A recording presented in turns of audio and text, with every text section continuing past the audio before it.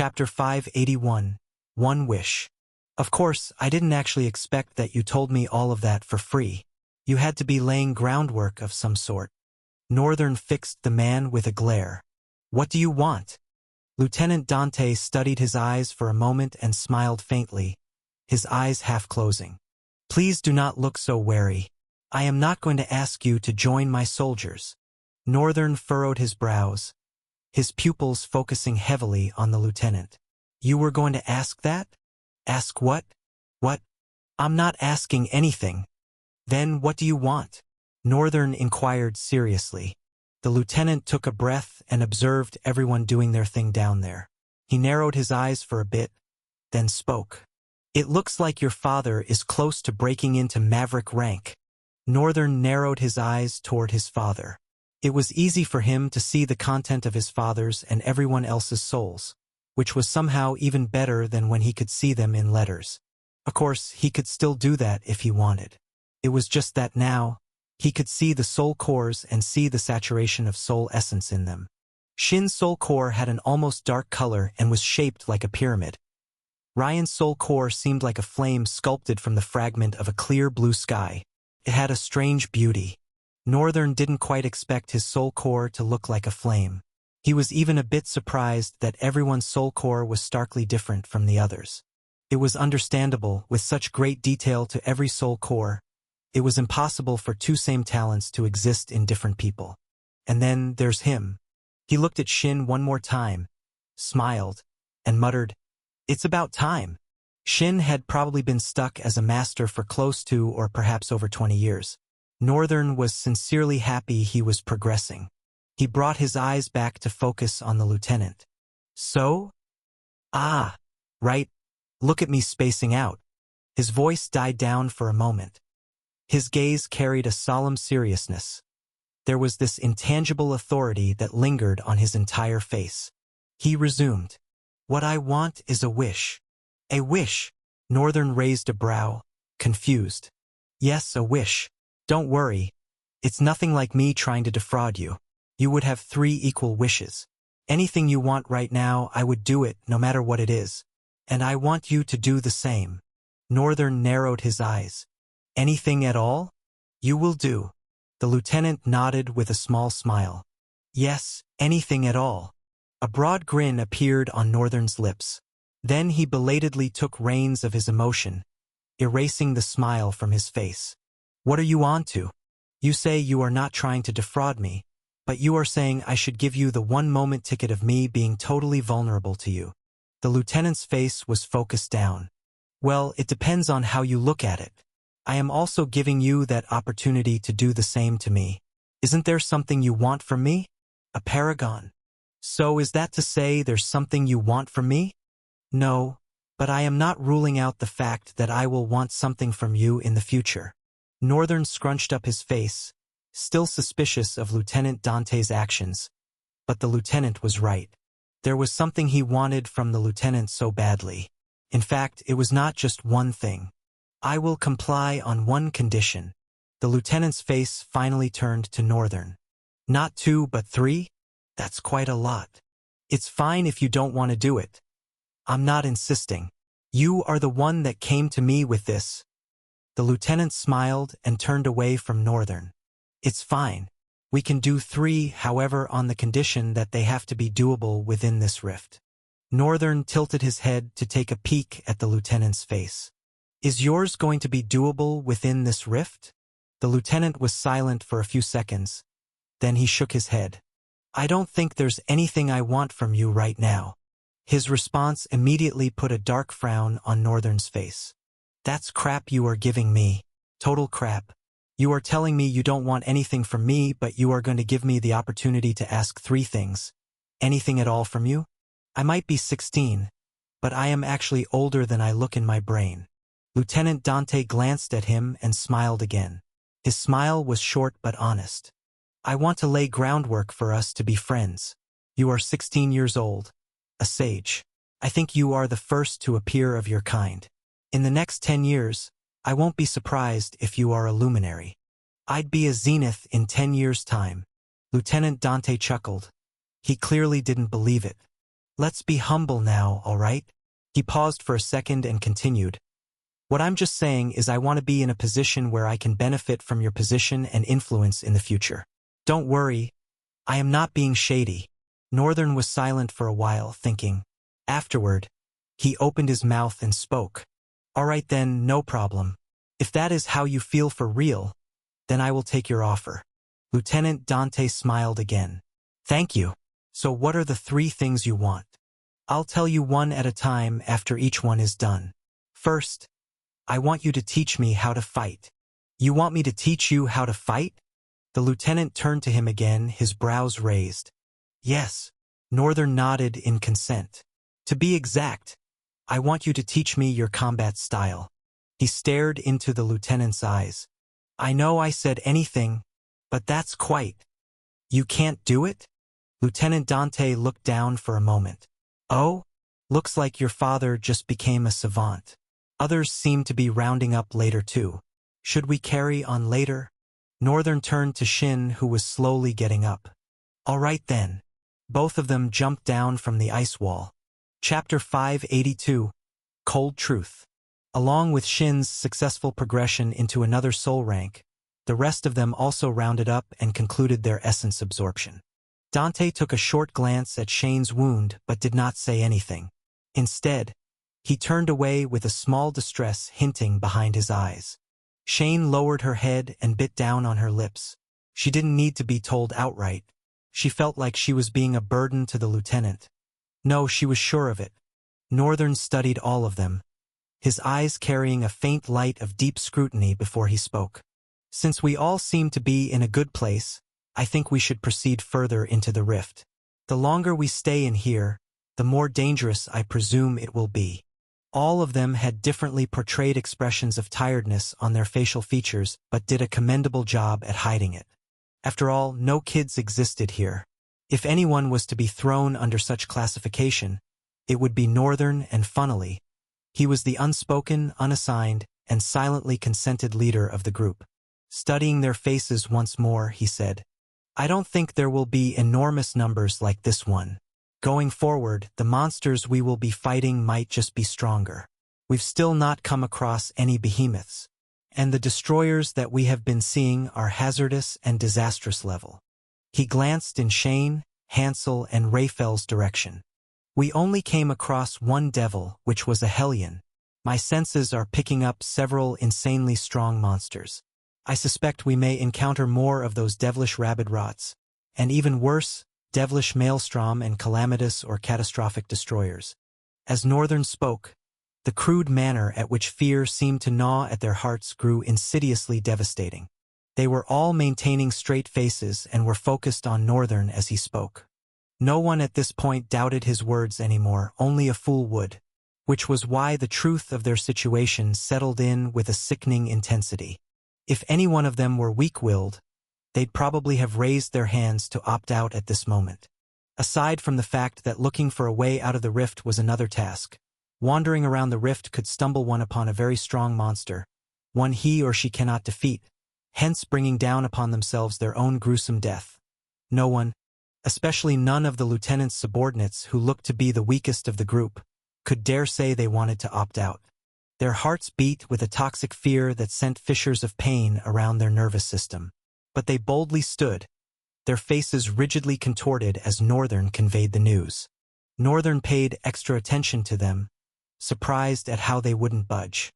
However, he was also disgusted by it. Being able to look so deep into a human soul thanks to Chaos Eyes, he had been granted the ability not just to see the emotions of people, but to manipulate them to an extent. Of course, Northern, since the first time he received an ability like that, did not pay it any heed. He wasn't interested in manipulating someone to feel fear for him.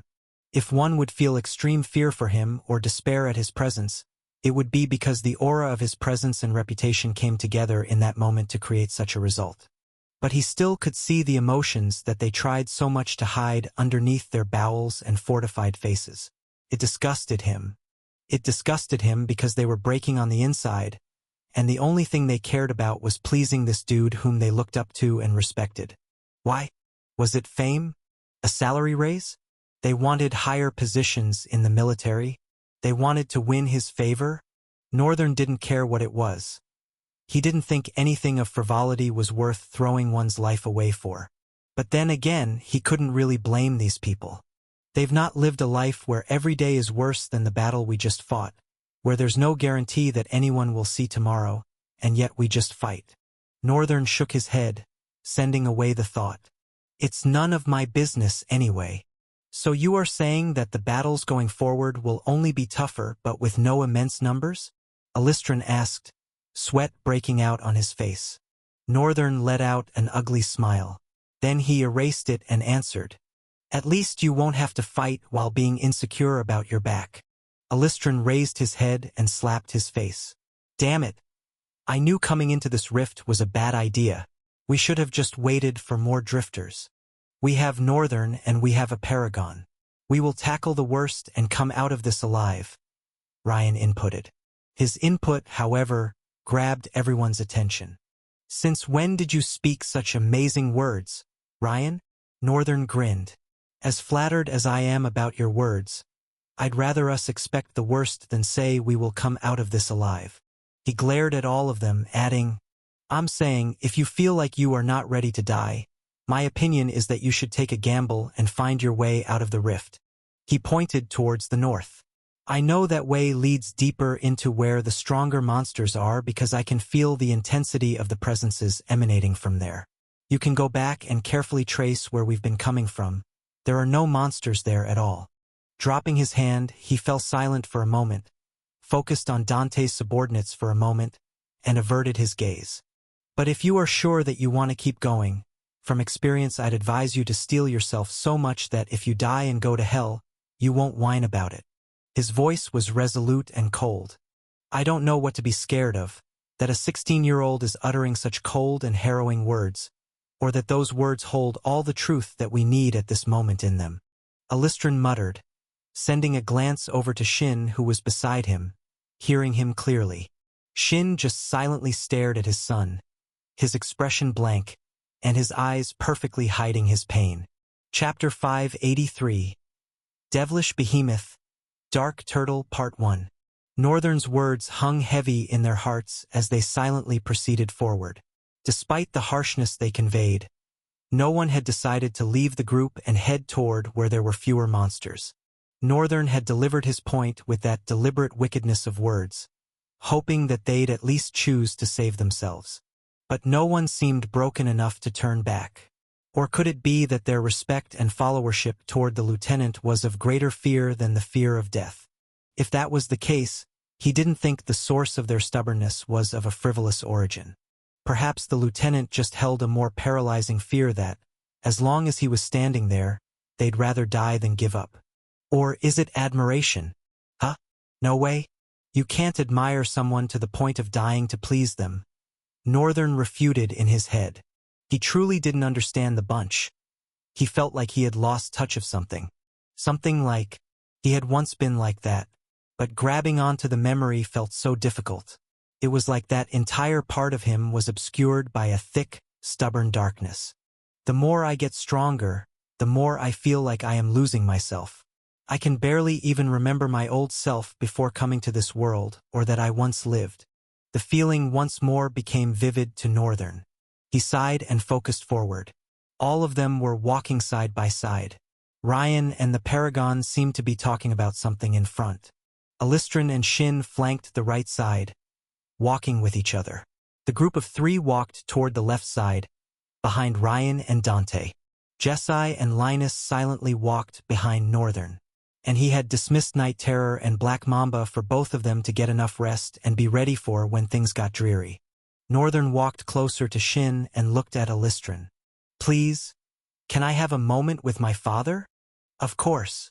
Alistran tapped Shin's shoulders and stepped back while Northern took his place, walking next to Shin. Both of them were silent for a few moments, until Shin's voice hesitantly rolled out. Sue.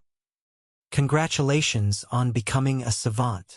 Shin smiled shortly, his eyes focused on that barren crimson plain in front of him. I am still far behind, compared to you. Northern squinted his eyes. You don't need to compare yourself to me. Honestly, I am not comfortable with it.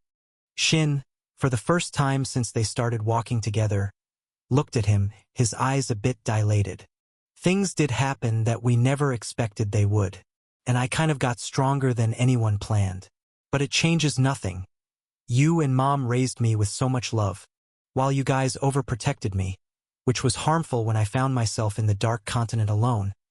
It is because of your love and upbringing that I am still able to maintain this level of sanity and morality. Northern allowed a pale smile. Anybody else would have just gone mad, I guess.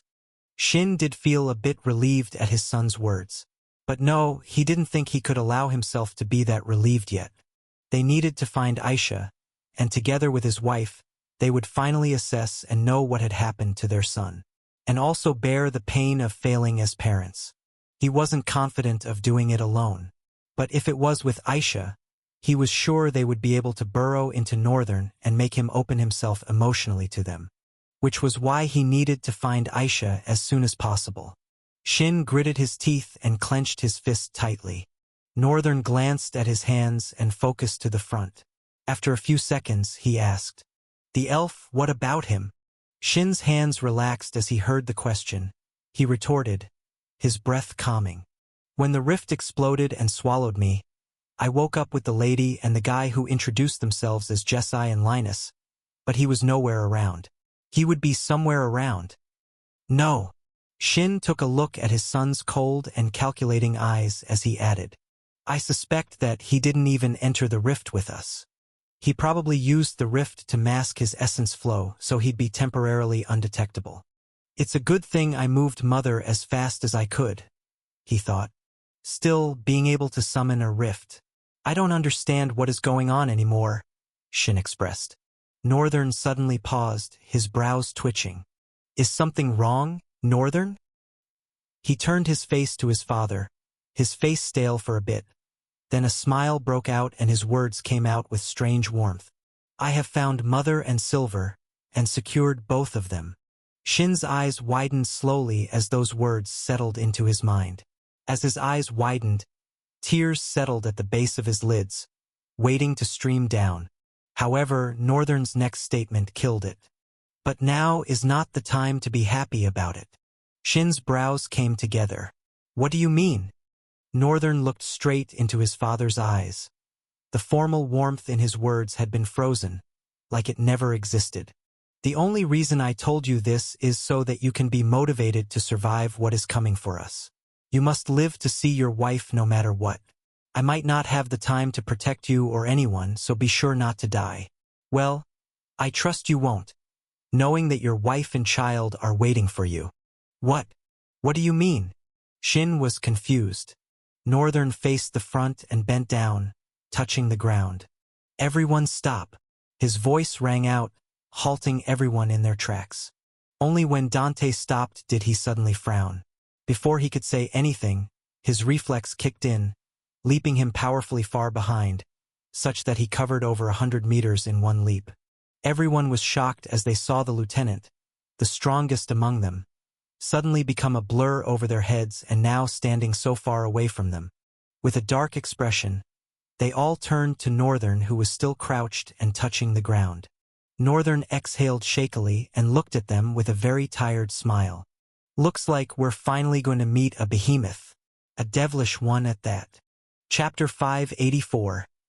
Devilish Behemoth, Dark Turtle Part 2.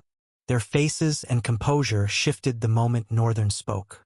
Maybe they would have had small fragments of doubt when Northern spoke, but Dante's strange behavior just now was all too informing.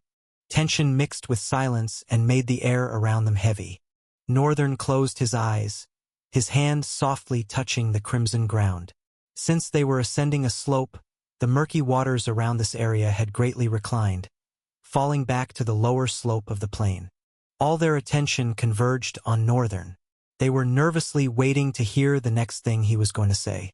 While Northern had his eyes closed, his awareness peaked in that moment. The creature was very far, too far for anyone, even the best of scouts, to sense it. Of course, except for paragons who had heightened danger detection. "It's coming closer." Northern's hoarse voice finally made its debut after minutes.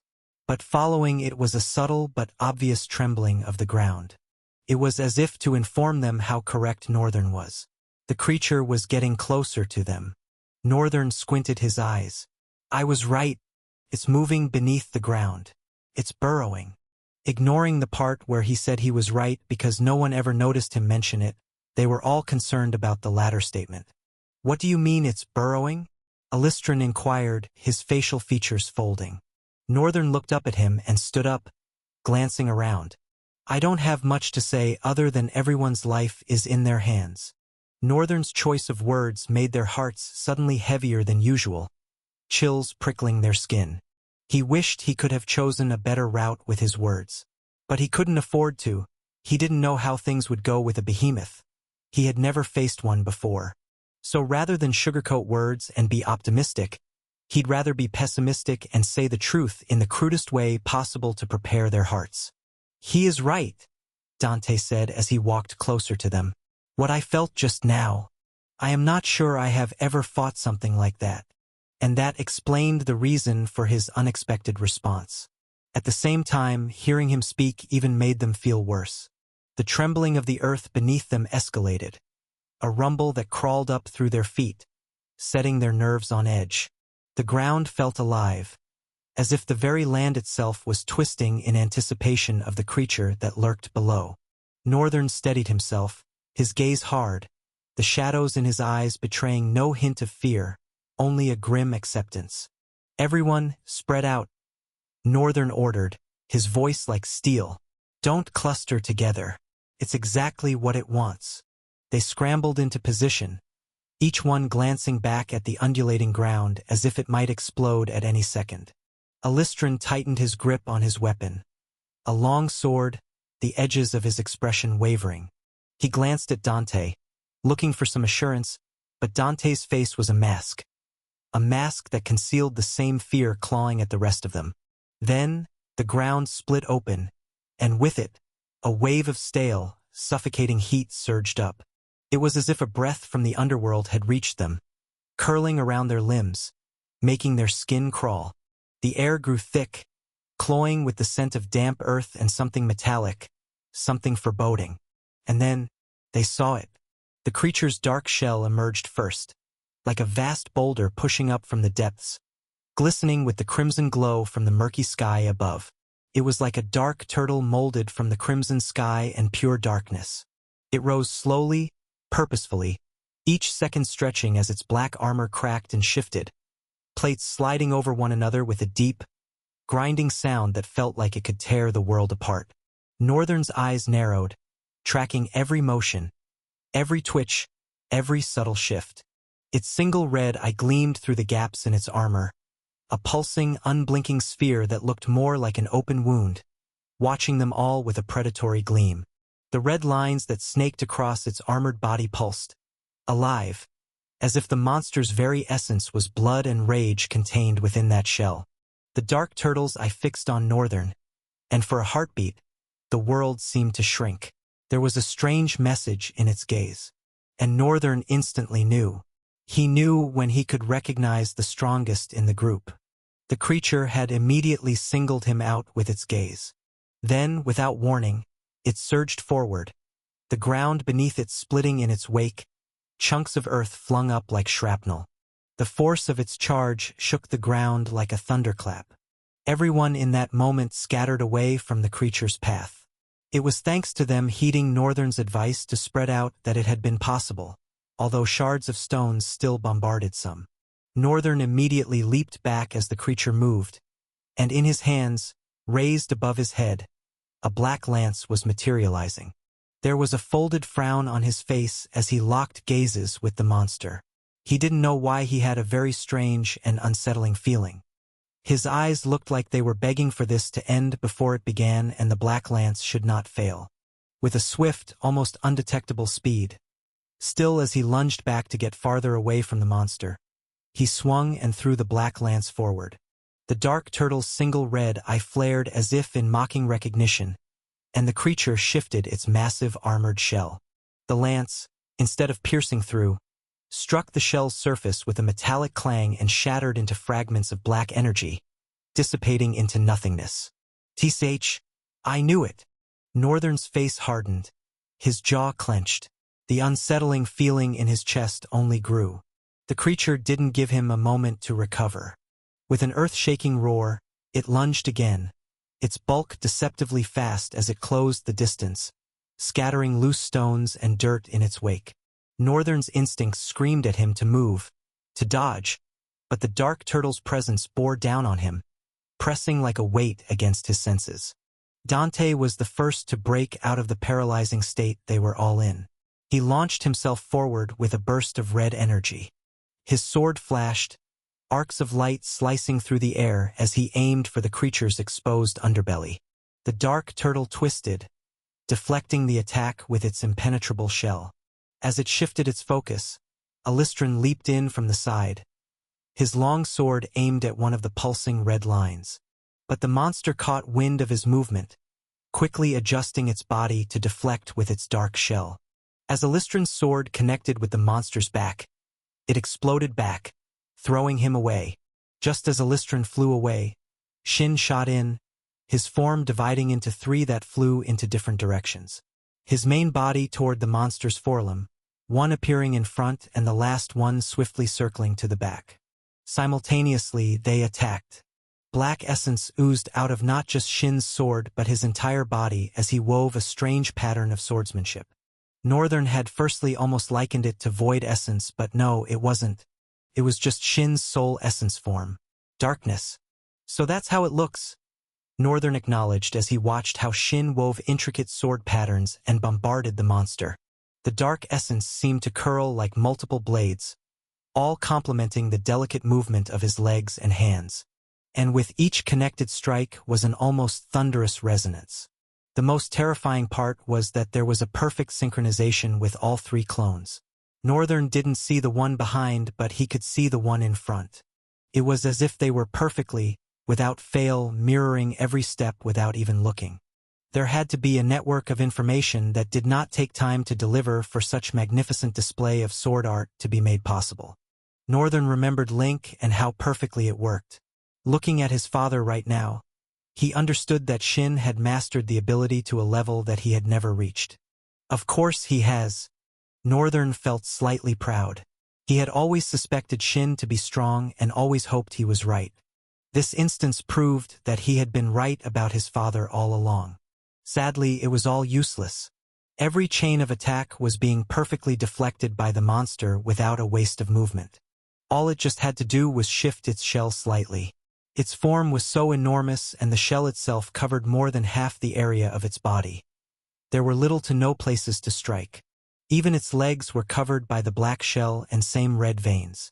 Shin, when he saw all his effort was easily being nullified, had to take a moment of recess, jumping back. As he jumped back, Dante entered the monster's space again. His movement this time seemed more vicious and dangerous. He swung his sword with brutal strength, delivering an arc from the side to the monster's forelimb on Shin's opposite side. But the swing was once again deflected with an even more outrageous force that sent the lieutenant reeling. Chapter 585. Chaos Flame, True Form, Part 1. Northern watched as Dante stumbled back, his boots scraping against the crimson ground. The lieutenant's face betrayed a flash of frustration, perhaps even fear. Northern's eyes purposefully measured and followed every single one of their strikes. By now, it was evident enough that the shell areas of the dark turtle served not just as a damage absorber but also a damage reflector. The dark turtle's single eye seemed to pulse with cruel intelligence as it tracked their movements. Its massive form shifted, the black plates of its armor grinding against each other like tectonic plates in motion. That sound, that horrible grinding, seemed to reach into Northern's chest and squeeze.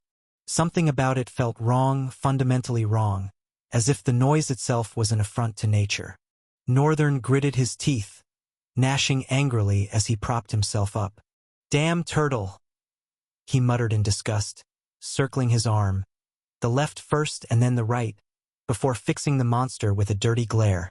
As if waiting for him, the creature's eye flared bright crimson. The red veins across its shell pulsed, and suddenly the air grew thick with an oppressive energy. Northern felt it first, a crushing weight that seemed to press against his very soul. His legs trembled, fighting against an invisible force that threatened to bring him to his knees. "Everyone move!" he shouted. But his warning came a fraction too late. The dark turtle's shell erupted with crimson light, and waves of force exploded outward in all directions. The ground beneath their feet cracked and splintered, fragments of earth hanging suspended in the air for a heartbeat before being violently repelled. Alistran was caught mid-stride. The wave struck him like a physical blow, sending him tumbling backward. He managed to drive his sword into the ground, using it as an anchor. It was not enough. The force uprooted and threw him into the air, but thin, green threads flew out of his body and attached themselves to the ground, pulling and grounding him with an even more resisting force. Northern blinked for a moment, observing the guy's ability. He looked down and saw, "You have discovered talent, Mulish Thread. Hey, do you want to copy Mulish Thread for 700 talent fragments?" "Oh, cool. Yes," he grinned.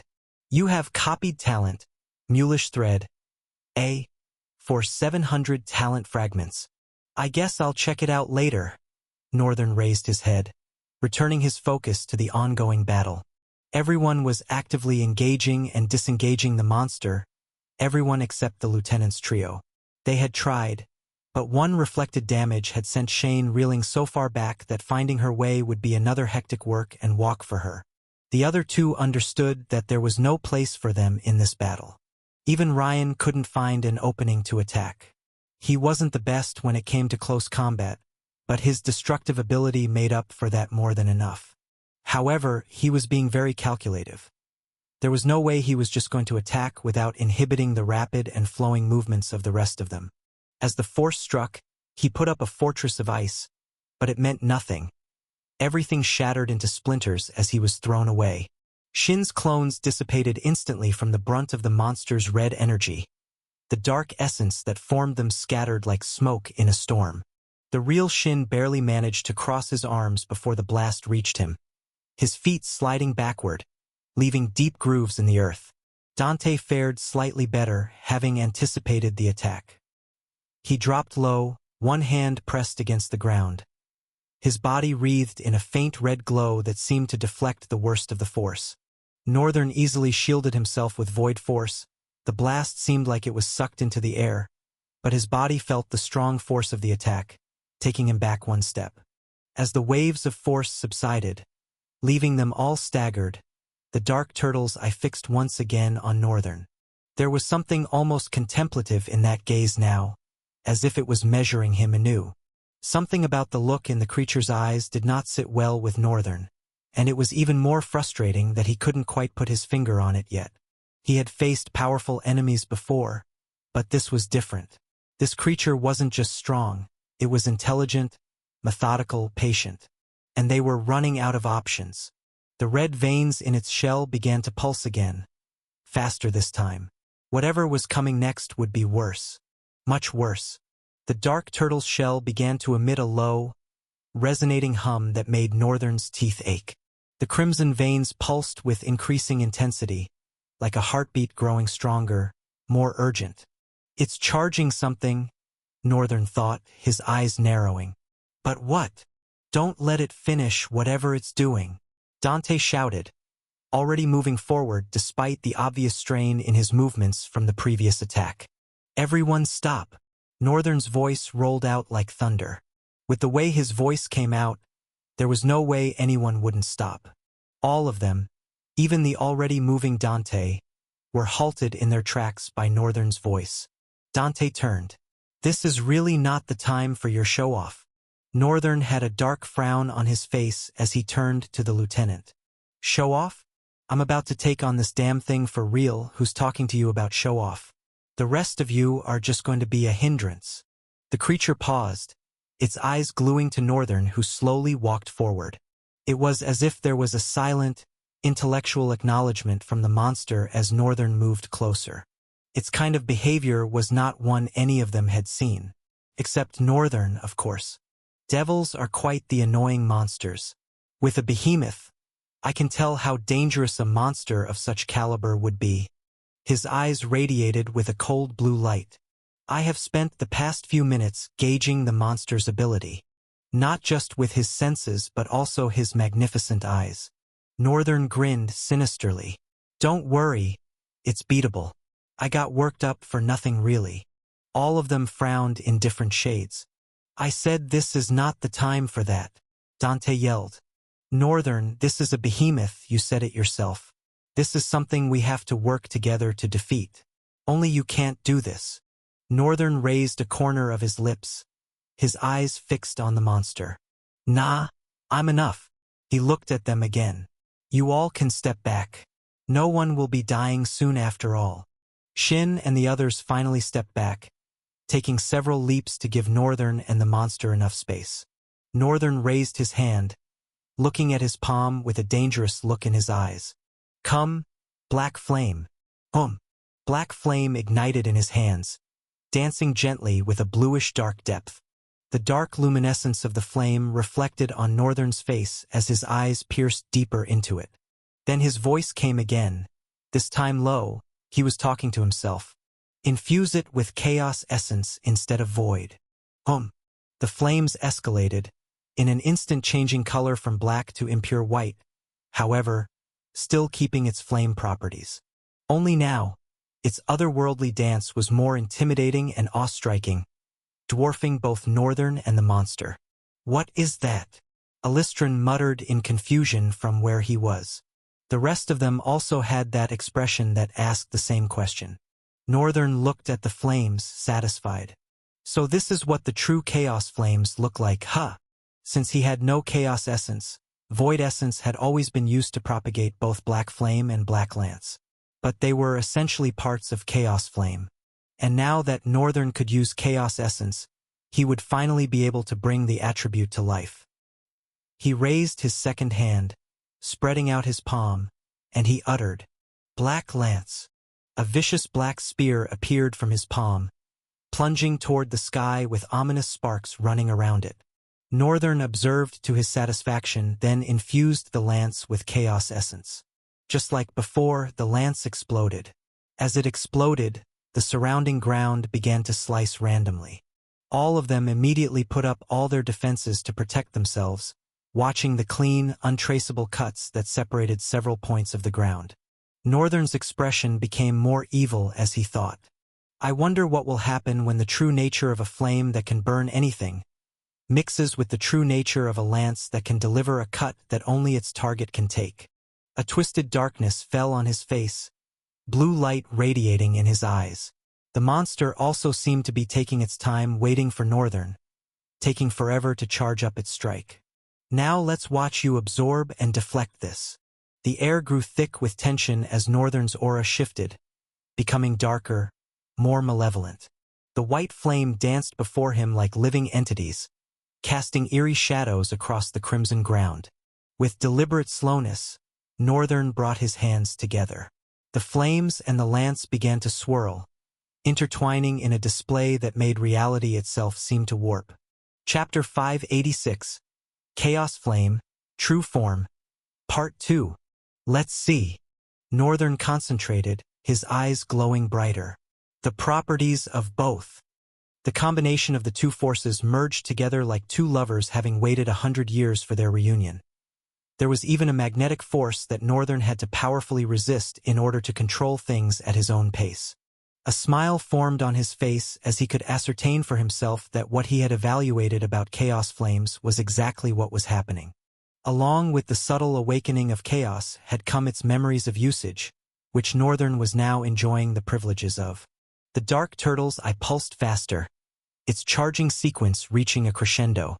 The red veins across its shell blazed like rivers of blood.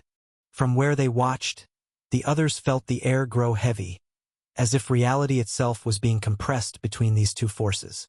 Shin's eyes were grave as he watched Northern. Everyone had a pale mixture of confusion, fear, and hope lining their facial features.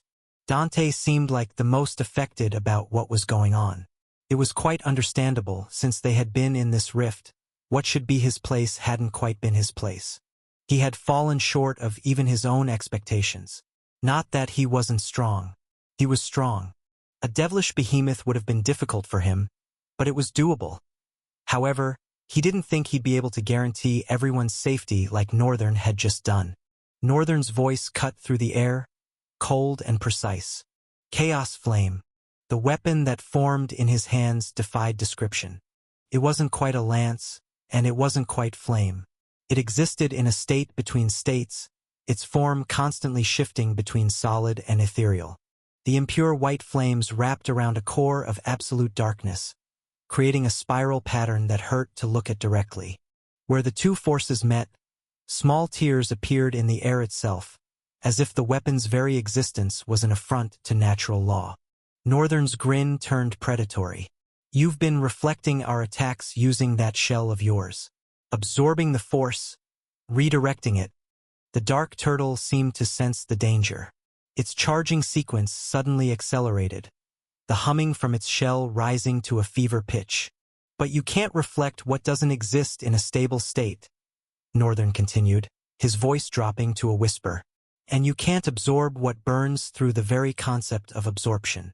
The creature's eye widened, if such a thing was possible, and for the first time, Northern saw something new in its gaze. Uncertainty. Without warning, the dark turtle released its charged attack. A wave of crimson energy, far more concentrated than before, erupted from its shell. Instead of the circular wave that was directed at dispelling everyone, the monster focused all its energy at Northern, shooting it forward, the red light raising the ground and consuming everything in its path. Northern! Shin shouted, seeing as the wave of light surged towards him and consumed him before he could put up any defenses. Dante raised his head. All that talk and he was killed before he could even strike. No, Northern! Shin was despairing and wanted to run forward but was held back by Linus. What do you think you are doing? Shin's voice came out strong and terrifying. Anybody that wasn't the arrogant and vengeful Linus would have flinched, no doubt. Do you really think he'd die that easily? His words made Shin's eyes dilate. The rogue scion of Kageyama slowly shifted his head. Clouds of dust obscured the view, but they soon slowly dissipated. The monster had a light of assurance and confidence radiating in its eye, as if it had one. But as the wind cleared, a voice reached out. All that charge, and this is the best you could do. Everyone trembled. Their eyes expanded so much that they could fall off. Northern was revealed between the now light cloud of dust. He was grinning, the chaos flame still in his hand. He was untouched by the attack, not even the smallest scratch on his body. The attack had carved the ground and left the point he was standing untouched, improvising it into an island of some sort. Northern contorted his mouth pitifully at the monster. Quite sad. You did all that and didn't even leave a scratch on me. Oh well, guess it's my turn now. The monster's eye flickered. Its entire body began to blaze with crimson energy, surging forward like a pillar of flame. Northern's mouth opened, delighted as he saw the monster freak out. That's more like it. Struggle for your life. Try to leave, he said, carefully waiting for the monster. The creature struck again, gathering all its energy. The entire ground trembled, a sickening sound of tearing traversing throughout the air. Still, the result was the same. The white-haired boy in lustrous black armor was untouched. Northern smiled. I can tell how frustrated you must be right now. I mean, you are supposed to be a devilish behemoth, and I really had my hopes high when you were coming. His mouth contorted with disgust. So all you were coming here with was a shell that could absorb and reflect attacks and some energy beams? Lame. Truly lame. Perhaps the monster did not understand him word for word, but that condescending look on his face could be understood quite clearly. And seeing as the creature let out a sharp, screeching cry resembling that of a vulture, Northern was sure the message got delivered smoothly. The dark turtle's red veins pulsated with even stronger energy. They flowed through the air like sentient energy tendrils, converging before the monster. While the monster did that, Northern, out of boredom, picked his nose with a disinterested look on his face and blew it toward the dark turtle. It struck again. An enormous field of red energy burst forth. Northern looked forward as the field expanded. Then, with a single, fluid motion, he threw the chaos flame. The force was so fast it struck before anyone could trace it. For a moment, nothing happened. The lance seemed to freeze in place, suspended in the crimson energy field. Then reality screamed. The point where the lance met the energy field began to unravel. The crimson energy didn't disperse or reflect. It simply ceased to exist, along with the air and space around it. A void opened up, spreading outward like cracks in glass. The Dark Turtle's attack wasn't just negated. It was being consumed, erased, burned away by something that shouldn't exist. The creature tried to reinforce its defense, its shell blazing with power. But it was too late. The chaos flame struck true. Chapter 587. An impossible feat. The moment the chaos flame made contact with the Dark Turtle's shell, reality itself seemed to hold its breath. For a fraction of a second, nothing happened again. But this time, it was as if the universe needed time to process what it had just witnessed. Then, a sound unlike anything they had ever heard tore through the air. It wasn't an explosion, nor was it the creature's screech. It was the sound of existence being rewritten. Where the chaos flame touched the shell, space itself began to warp and twist. The black armor that had seemed impenetrable moments before began to dissolve. No, dissolve wasn't the right word. It was being unmade. The creature's eye widened in what could only be described as pure terror as it watched its own shell begin to disappear. Not chunk by chunk, but concept by concept. Northern stood watching, his face a mask of cold satisfaction. Interesting. The white flames spread across the shell like cracks in reality itself, each tendril erasing not just the physical matter it touched, but the very idea of that matter's existence. The Dark Turtle let out another screech, but this one was different, desperate, primal. It tried to move, to retreat, but the chaos flame had already taken hold. "You can't run from this," Northern said quietly, almost gently. "What's being erased isn't just your shell. It's the very concept of your defense." The others watched in horrified fascination as the process continued. Where the shell disappeared, they expected to see flesh or bone or whatever lay beneath. Instead, they saw nothing. Not darkness, not void, but a complete absence of anything that could be perceived. Shin's face had gone pale. "This power. What in the world?" Dante muttered, his voice barely a whisper. The Dark Turtle thrashed, its movements becoming more erratic as more of its shell vanished. The red veins that had pulsed with such threatening energy now flickered weakly, like dying embers. Northern took a step forward, his eyes glowing with that eerie blue light. "Want to know something interesting?" he asked the dying creature, his voice carrying easily despite the chaos. "The reason my attack worked wasn't just because it was powerful." The creature's eye fixed on him, and in that moment, understanding seemed to pass between them. "Your shell was designed to absorb and reflect any attack," Northern continued. "But the chaos flame isn't really an attack. It's a concept that exists far beyond any. It was the first entity to be birthed from nothingness, and better than every other entity, it carries that inexistential essence of destruction. Because it is destruction, the force itself has a nature of a destroyed state. Hence, it's a force that is existing but at the same time not existing. You can't reflect what doesn't exist, and you can't absorb what denies the very concept of absorption." More of the shell disappeared, and now the process was accelerating. The white flames had spread to cover nearly half the creature's massive form. "In a way," Northern mused, "you could say your perfect defense was exactly what made you vulnerable. The more your shell tried to absorb my attack, the more it invited its own destruction." The Dark Turtle made one final attempt to fight back, gathering what remained of its crimson energy. But as it tried to release it, the energy simply vanished, consumed by the spreading flames. Northern watched impassively as the process neared its completion. "And that's why." He never finished his sentence. At that moment, the last of the creature's shell vanished, and with it, the Dark Turtle itself began to unravel. Its massive form didn't explode or collapse. It simply ceased to be, erased from existence piece by piece, concept by concept. The final thing to go was its eye, that crimson orb that had seemed so threatening mere minutes ago. As it faded from existence, Northern could have sworn he saw something in its gaze. Not fear or anger, but a sort of resigned recognition. Then it was gone. Where the dark turtle had stood, there was now only empty space. Not a crater or a void, but simply untouched ground, as if nothing had ever been there at all.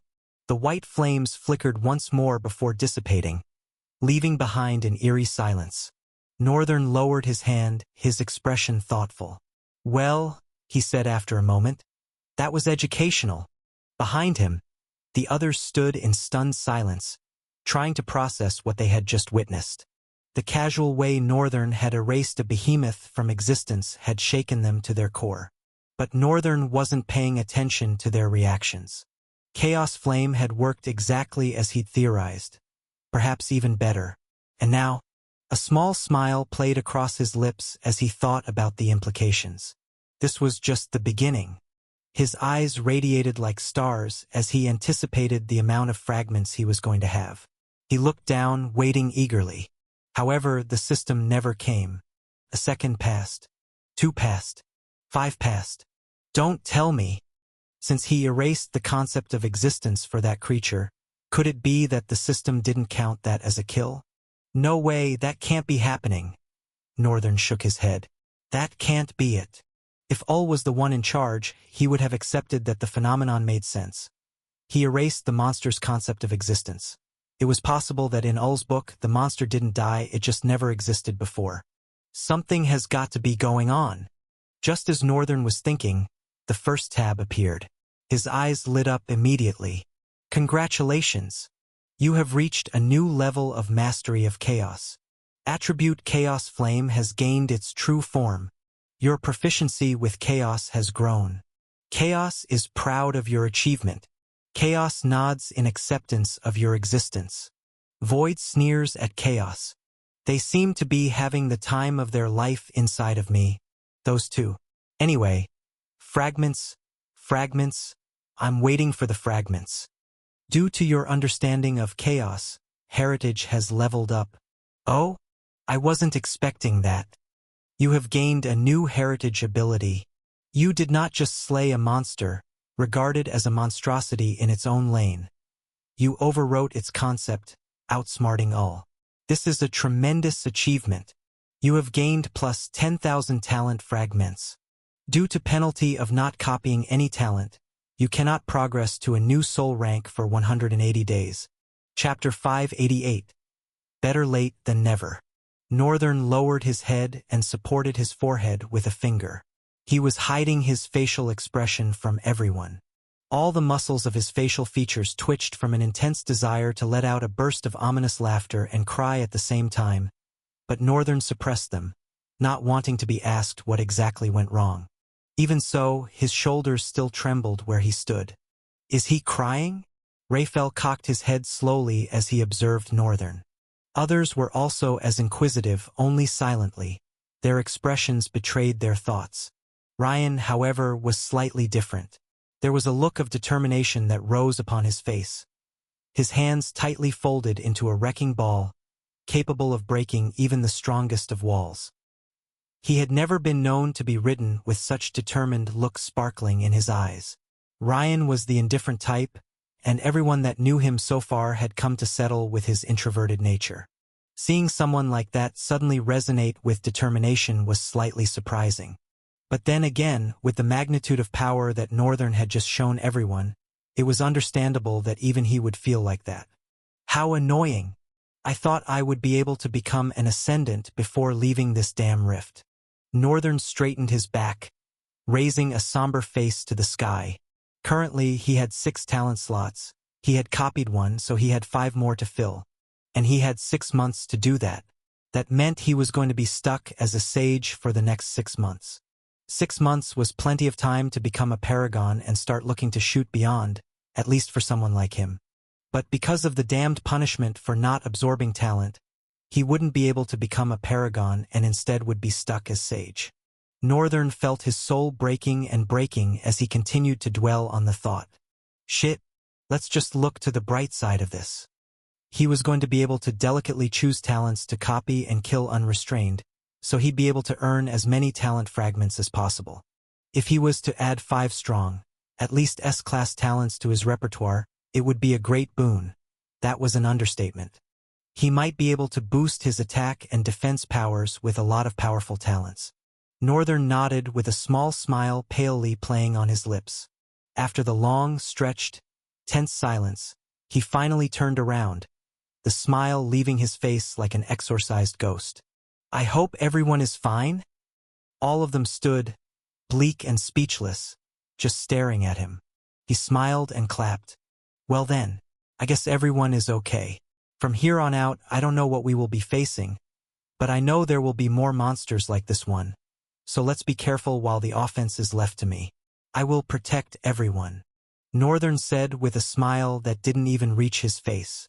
They did not doubt his words, however, it looked to them, especially the lieutenant's subordinates, that he did not want to do this. Whereas Northern was just dealing with the residual pain of not being able to become a paragon in 6 months. Damn penalty. Damn system. Shouldn't it have just warned me ahead? But then, it's a good thing, it's a good thing. He consoled himself over and over again, but the lingering regret wasn't able to get rid of. He just turned and started walking away. Others also started moving, following him closely from behind. Their looks had changed, admiration sparkled in their eyes, and they tried to come closer to him without getting too close. Perhaps they now felt safer protected by his tall frame and lustrous black armor glinting sinisterly beneath the crimson sky. Northern continued forward wordlessly for a few minutes, instead observing his panel and searching for anything he needed to pay attention to. Profile. Name. Rian Artemis Riem Guard, Northern Long Guard. True name. Nameless. Superscript 3. Attributes. Formless. Limitless void. Vestige of chaos. Chaos eyes. Chaotic regeneration. Chaos flame. Seed of void. Chaos infusion. Chaotic resonance. Soul rank. Transient. Void summons. 7/100. Talent fragments. 10042/6000. Copied talents. February 6th. Own talents.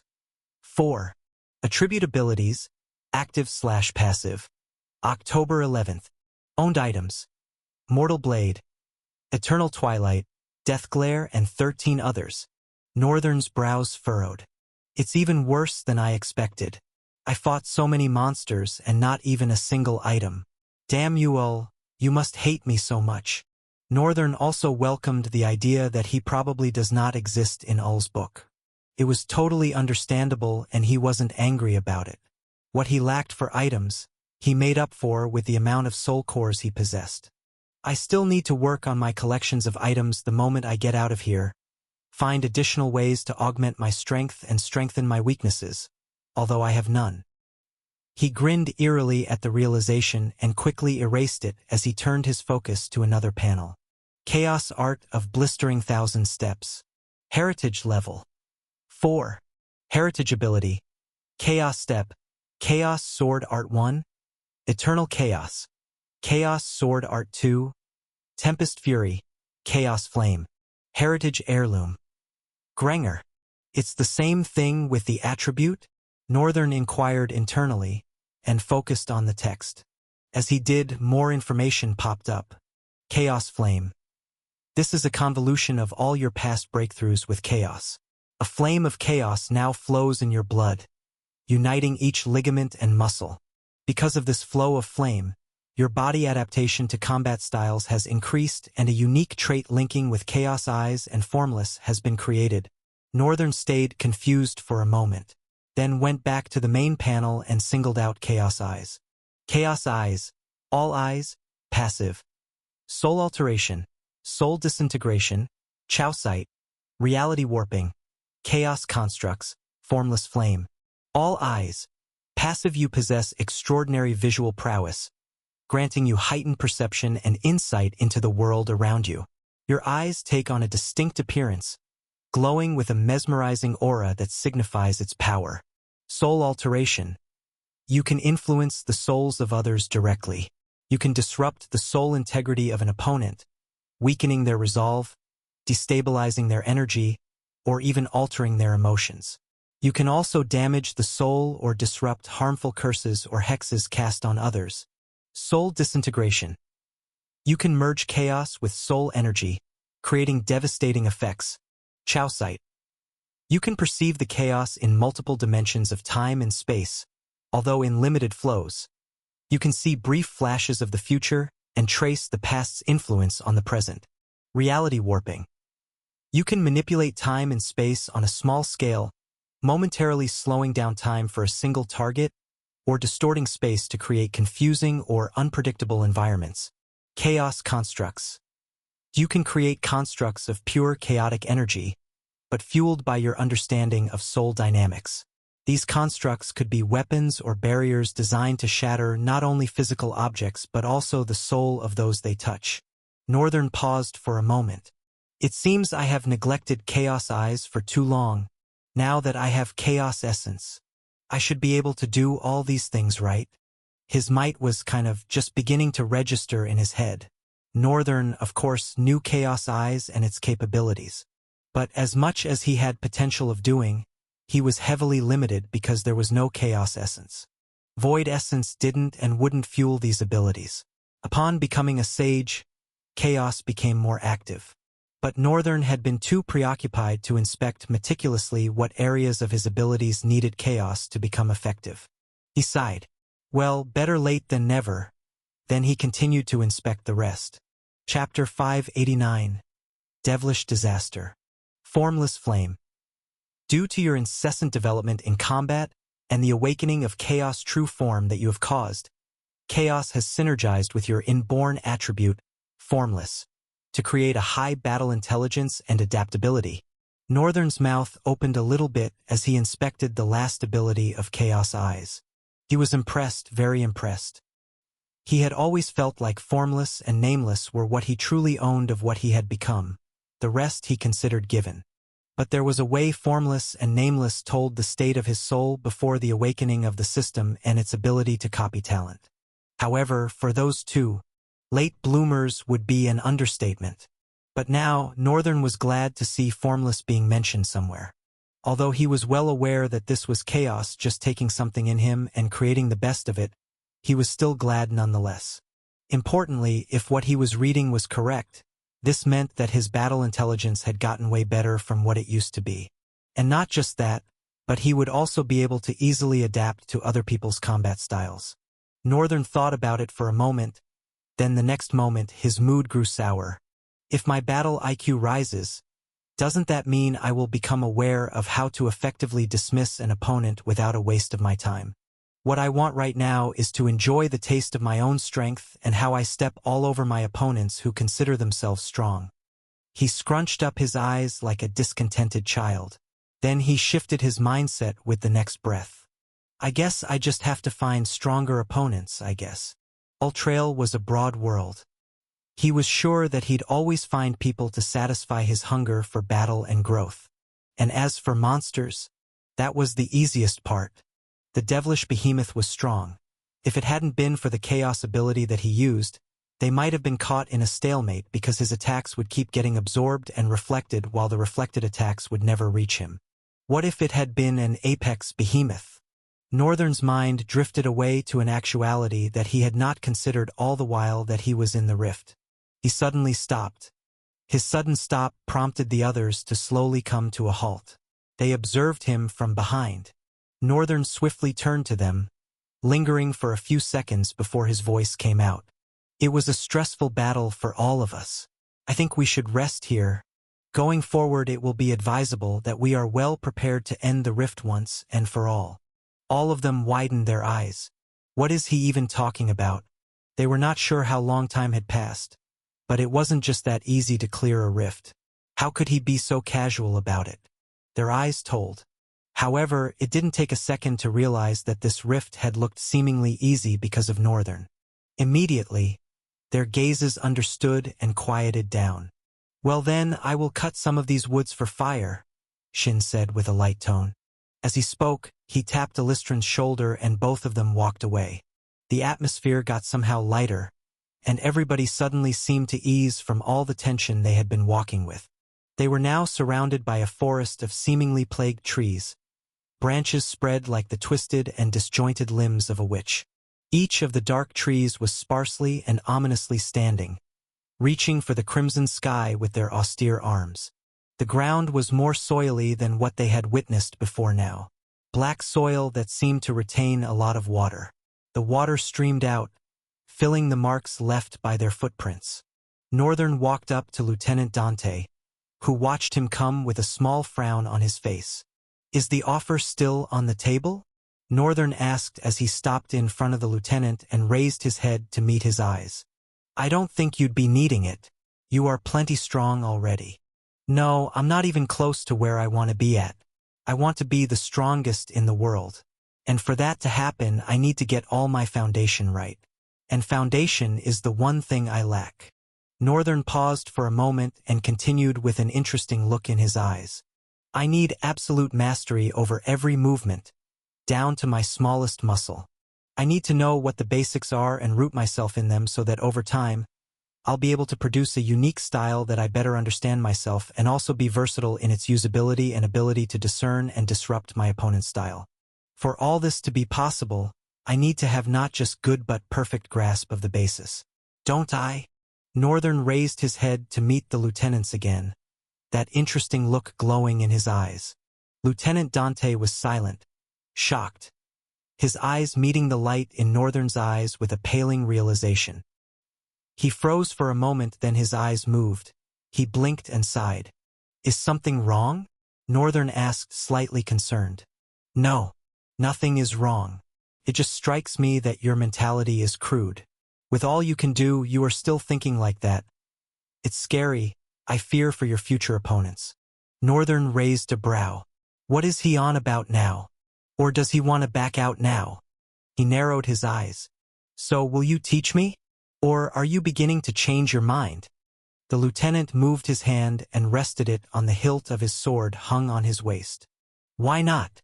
I made you an offer and the value of that offer just increased.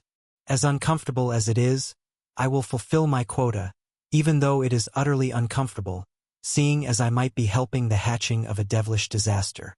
"That's quite the description." Northern frowned a bit but eased his brows immediately. "All right then, so let's start." His voice sounded with so much energy. "Follow me."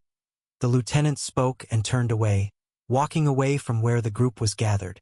Northern followed close behind. Chapter 590, Grasping the Fundamentals. Lieutenant Dante led Northern to a secluded part of the forest, its dense shadows providing a makeshift training ground. The black soil beneath their feet was firm enough here, having dried somewhat compared to the saturated ground they'd passed earlier. The world fell silent around them, the rustle of plagued trees fading into the background. "First," Dante said, drawing his sword with deliberate slowness, "forget everything you think you know about fighting." Northern raised an eyebrow but remained silent. "Combat isn't about the flashiest technique or the most powerful strike. It's about efficiency." Dante assumed a basic stance, feet shoulder-width apart, sword held at a diagonal across his body. "Watch carefully." He executed a simple horizontal slash through the air. The movement was so clean, so precise, that it seemed to leave a lingering trace in the crimson air. "Now you try, just like that." Northern mimicked the stance and slashed.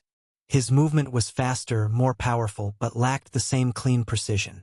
He stopped and looked at Dante, who seemed to be thinking with his hands resting on his sword. "Again," Dante commanded. "But this time, feel how your weight shifts. Every motion in combat starts from the ground up." Northern repeated the slash, this time paying attention to his footwork. He used not just his hand but his entire body to swing. The movement felt different, more controlled. "Better," Dante nodded. "Now watch this." The lieutenant performed the same basic slash, but this time it flowed into a complex sequence of movements. His blade danced through the air in his signature style, elegant, efficient, deadly.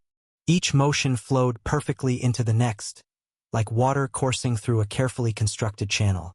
"I don't know what style and form you have built so far in battle, but form serves as a drive core which you use to create a flowing sequence. With a strong form and footwork to ground the basis, you will find your slashes easy to link and adapt into each other. Dante explained, continuing his demonstration. But without understanding the fundamental principles, you're like a river without banks. Power dispersed rather than focused. The lieutenant was right. This was the norm. Form was the personality of combat. No two combat styles could share the same form. Perhaps their basics could share the same principles and rules of form, but there was bound to be slight differences that in the long run deviate to create their own unique personality. But the problem was Northern did not believe in form. He saw it as a limitation. Perhaps formless was a form of its own kind. Perhaps it eviscerated the concept of form and made it make no sense. Northern was not sure, but the one thing he knew was that contrary to what anyone would say when the matter is presented to them, formlessness is impossible. It had been made possible because of the attribute which he has because of his corelessness. This might mean that I am the only one in this world that can do it? He grinned and returned his focus to Lieutenant Dante, who continued to demonstrate a unique sequence of sword strikes. Northern carefully watched how the lieutenant swung every slice of his sword with the same precision. When he broke into a linked combo swing, the effort put into each swing's strength did not break at all, not even in the slightest. His eyes widened slightly as he began to see the underlying structure in Dante's movements. The lieutenant's style wasn't just about the sword. It was about turning his entire body into a weapon, using momentum and balance to create devastating combinations. I have seen you move. Your current fighting style relies heavily on overwhelming power and adaptability. Dante continued, coming to a stop. But imagine combining that with perfect technical execution. Northern's eyes gleamed with understanding. For a moment he was worried as to why he found this so easy to understand. It was almost like he couldn't wait to start fighting already. But he quickly dismissed the eagerness and assumed the basic stance again, this time feeling how each part of his body connected to the whole. He had done it before, but it wasn't just about the swing. It was about before the swing started. I wonder if I can use spatial awareness to be more aware of my body than usual. Northern focused on his surroundings, then streamlined to the center. It was like seeing everything but one's eyes, then focusing on those eyes that could not be seen. Only that with spatial awareness, it was possible to see beyond the area of sight. It was not really sight, to be candid. It was just being aware of oneself. That way Northern was able to grasp more vividly his entire body. All this he did while still maintaining a perfect hold of his surroundings. He naturally felt his awareness become more potent as he pushed it. He could now be more aware of his surroundings and himself, not jeopardizing one for the other. When he slashed, the movement was different. The result was a powerful wind that swung the rigid trees. It was devastating, but with a new level of control. Dante widened his eyes for a moment. What in the world? He grabbed that easily. I thought I'd just give him the lesson and leave him practicing after the rift. But he got it instantly? How does that make any sense? These basics were something that scions of renowned clans and nobility spent their entire childhood learning. It usually took at least 5 years to be able to master such level of control. The result of Northern's strike spoke well for itself. He had done it in just a moment. It could have just been luck. Let me not get ahead of myself. Lieutenant Dante tried to hide the look on his face. He nodded at Northern. Good. Now let's break down the basic forms. There are 8 fundamental angles of attack, and mastering them is the key to developing any personal style. For the next hour, Dante methodically demonstrated each form, explaining how they connected and flowed into one another. Northern absorbed everything with intense focus. As Dante was demonstrating with form, he was dismantling the form and laboriously merging those principles into his formlessness. He was grasping and adapting the fundamental concepts of combat to his own attribute with remarkable speed. What impressed Dante most wasn't Northern's raw talent or quick learning. It was his patience. Despite his immense power, Northern approached each basic movement with the same focused dedication as if he were learning to hold a sword for the first time. Your style will develop naturally, Dante explained as they worked through a complex sequence. The fundamentals aren't chains to restrict you, they're foundations to build upon. Once you truly understand them, you can break them deliberately rather than accidentally. Northern nodded, having already seen how these principles could enhance his combat capabilities. Dante looked up. We should rejoin the rest for now, so we can have our rest as well, especially you. Dante brought his gaze to meet Northern's. You can't tell me that destructive ability isn't expending something in you. Northern's expression was somber for a brief moment. His face darkened but quickly glowed back with resolve. The lieutenant was right. There was a price to pay, only that it wasn't something that could be fixed by resting. But of course, he still needed the rest all the same. After all his muscles were sore from all the fighting. Northern responded with a tired sigh. You are right. I need as much rest as I can get. Chapter 591. Mealtime. Northern and Lieutenant Dante came back to a lit fire ominously shading the faces of all those who sat around it. Atop the flames were several sticks plunged into large lumps, sort of darkened from the position Northern and the lieutenant observed them from. But they didn't need to see clearly to know that the group was skewering monster meat. Aside from the obviousness of the act, the sumptuous aroma suddenly made their stomachs growl. Northern gulped and stepped forward, taking a seat next to Ryan, crossing his legs as he joined them on the muddy ground. No one even cared how muddy it was. They were lucky enough to even have semi-hard ground to begin with. The ground wasn't so muddy that it would begin to sink them in. The soil's water-retaining ability was just ample. Northern looked around for a moment. He wondered if Ryan had made a suggestion to freeze the ground, but he immediately got his answer. The cold that came from the ice would affect people, moreover affect the fire, and affect their dinner, maybe lunch or breakfast, no damn person knows. And Ryan was probably as tired as everyone else. Northern didn't want to think such a magnificent ability of his did not come with its own stress. What are you looking at? Ryan growled lowly, a vicious look in his eyes. Northern rolled his eyes nonchalantly and looked away, speaking to himself. Damn, I must be getting mad. I can't believe I almost pitted this crappy son of ice. Ryan glared even more intensely. His tone rang out slightly different than usual. I'm not a son of ice. I am a son of cold flame. Northern raised a brow, tilting his head backward. He blinked several times, his reaction slowed out of confusion. Yeah, I guess, whatever suits you. Then he looked away and thought. Weirdo. There was something about Ryan's reaction that made him sound desperate. And desperation was the one thing Northern had never heard in Ryan's voice since knowing him. That with the words he uttered just freaked Northern the hell out. But he didn't dwell on that. The meat burning in front of him was tenaciously squeezing out a tongue-pleasing smell. Northern right now wanted nothing more than to take it in and munch on it for as long as he could. He stared at the meat, waiting patiently. After a while, his stomach climbed up his throat, pleading to his voice to speak for its dire state. Is this thing not done yet? I'm very hungry. All of them turned to look at Northern, eyes widened. He caught their eyes and immediately frowned. What? Can't I eat? He inquired, looking at all of them. They were all silent, withholding whatever tinged the edges of their tongues, utterly careful of their words. After a while, someone's voice shattered the eerie silence. It's not like that. Just casually hearing you say you're hungry kind of reminds us that you are human. Northern squinted his eyes, pulling his head back in confusion and folding his arms. What nonsense are you spouting right now? Ah. Raphael, who had spoken, released an awkward half-laugh. Forgive me. This monster probably has a lot of rottenness in it. Alistran's voice proceeded immediately as Raphael's vanished. It needs to be skewered longer than usual, so whatever toxins in it can be dried out and the skin can be completely burned.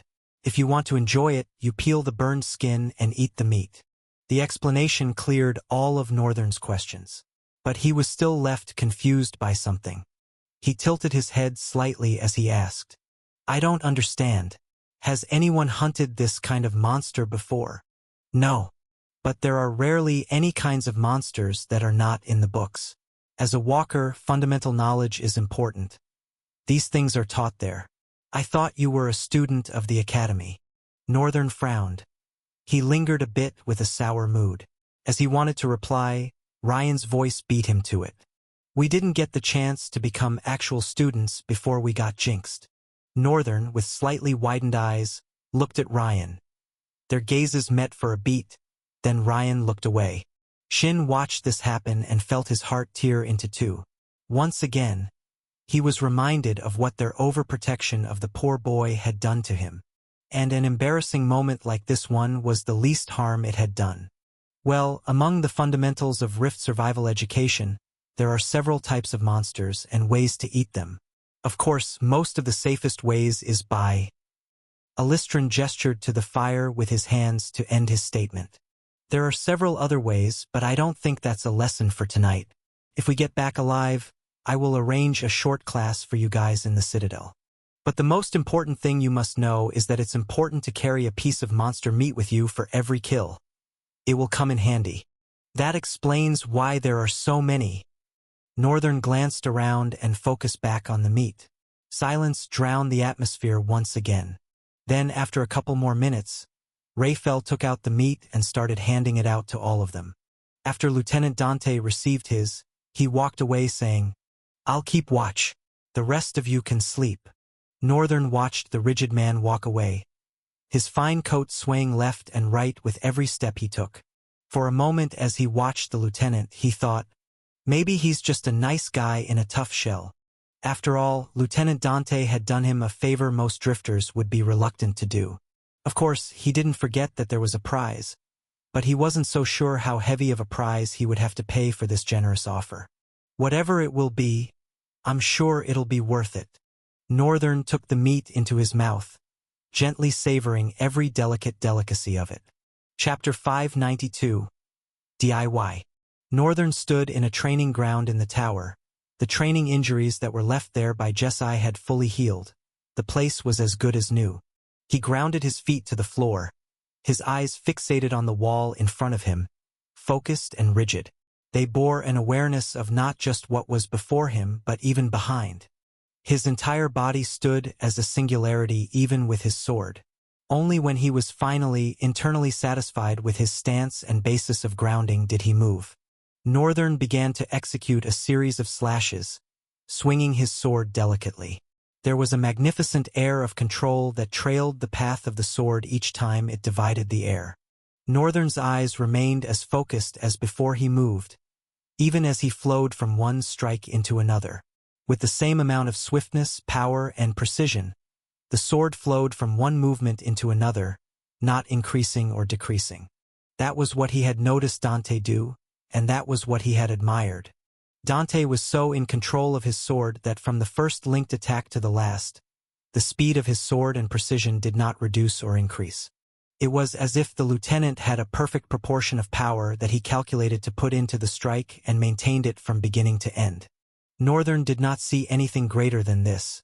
That act itself spoke for a level of control he had never witnessed in anyone, and it made him very exhilarated.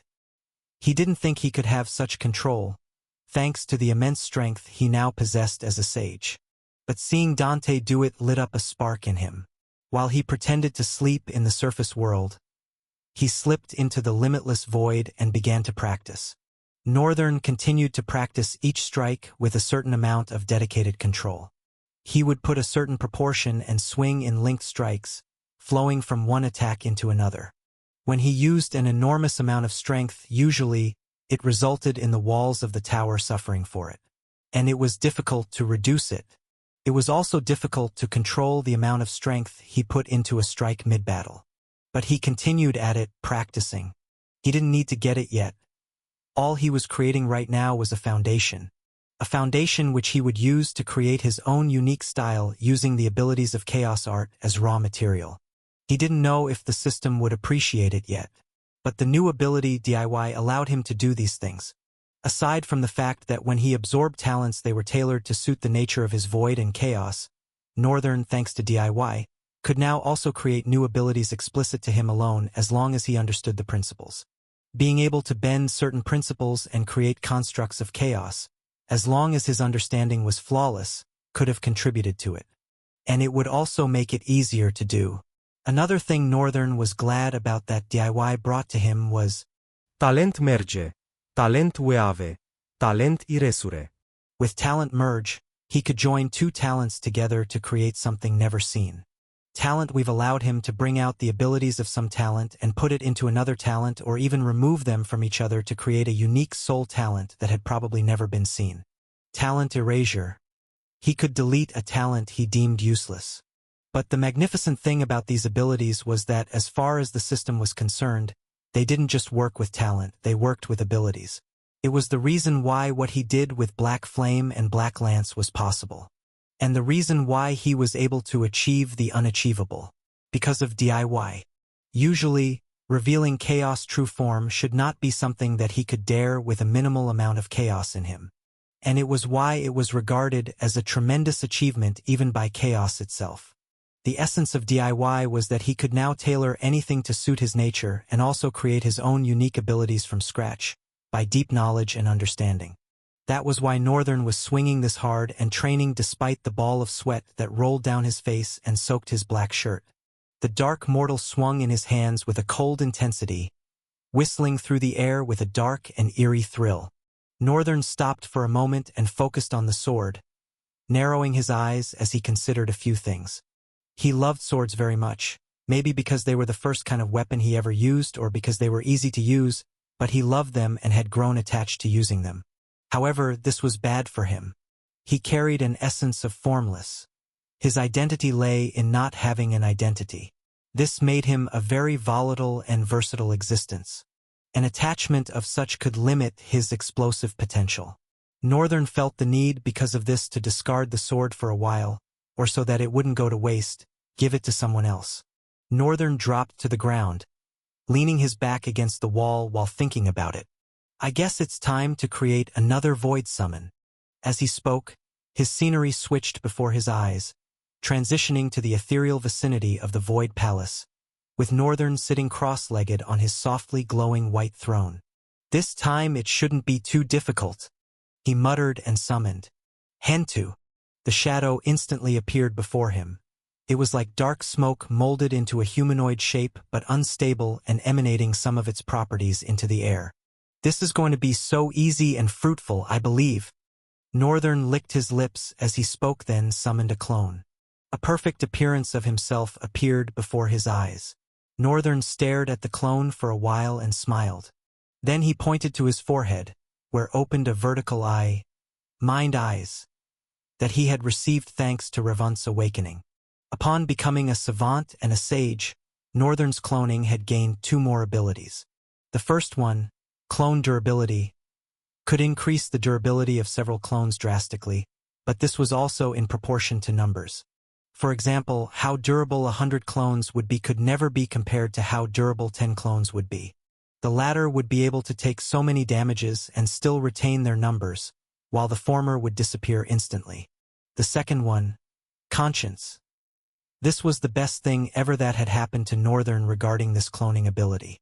With Mind's Eye, he could now share a part of his memory with a clone, giving it a unique memory and sense of self. From there, it awakens an identity and goes on to develop continually to its own person while still having a link to Northern. The downside of this new ability, however, was that when the clone returned to nothing, all that progress disappeared. When he created a new clone, it would have to start from the beginning. Of course, that could now be fixed thanks to the knowledge of Void he employed in creating unique Void summons. With that, his Void summons would develop a sense of self not left to chances. The memory he gave them had the most important role to play in what personality they turned out to have. And thanks to Mind's Eyes, he could choose the exact memory he wanted to give the clone. Northern thought for a while about what memory to give it. Then a big, wide, wicked grin spread on his face. Raven, I will be preparing a damned gift for you. Chapter 593, Sword King. A perfect creature that would exist only to hate Raven, an existence incapable of forgiving her. Its reason for growth would be solely to kill her, and that would become the foundation of its developing personality. Northern was curious about what kind of summon it would grow to become. He transferred the painful memory of enduring all the stress of the Sleeping Mountain and the Damned Rift, of fighting the sky abomination and sacrificing his way home to kill the monsters, only to discover that Terence and Raven had known all along. In fact, that may have been the main reason they approached him in the first place. They, knowing full well what they had been planning, took advantage of an innocent child like him. Wasn't she supposed to be 18 or something? And that darned Saintess. Both of them are shameless wenches. Northern cursed. Transferring the memories made them resurface along with his feelings of hatred and regret. All those feelings combined would build the foundation for his new summoned soul. They had tricked and used him, made him feel worthless. After everything, he couldn't help but think himself the dumbest person alive. The facts had been obvious, but he had turned a blind eye to it all in his desperation to go home. He couldn't believe he had even trusted her enough to turn his back to her. As the memories returned, there were so many things he couldn't help but hate himself for.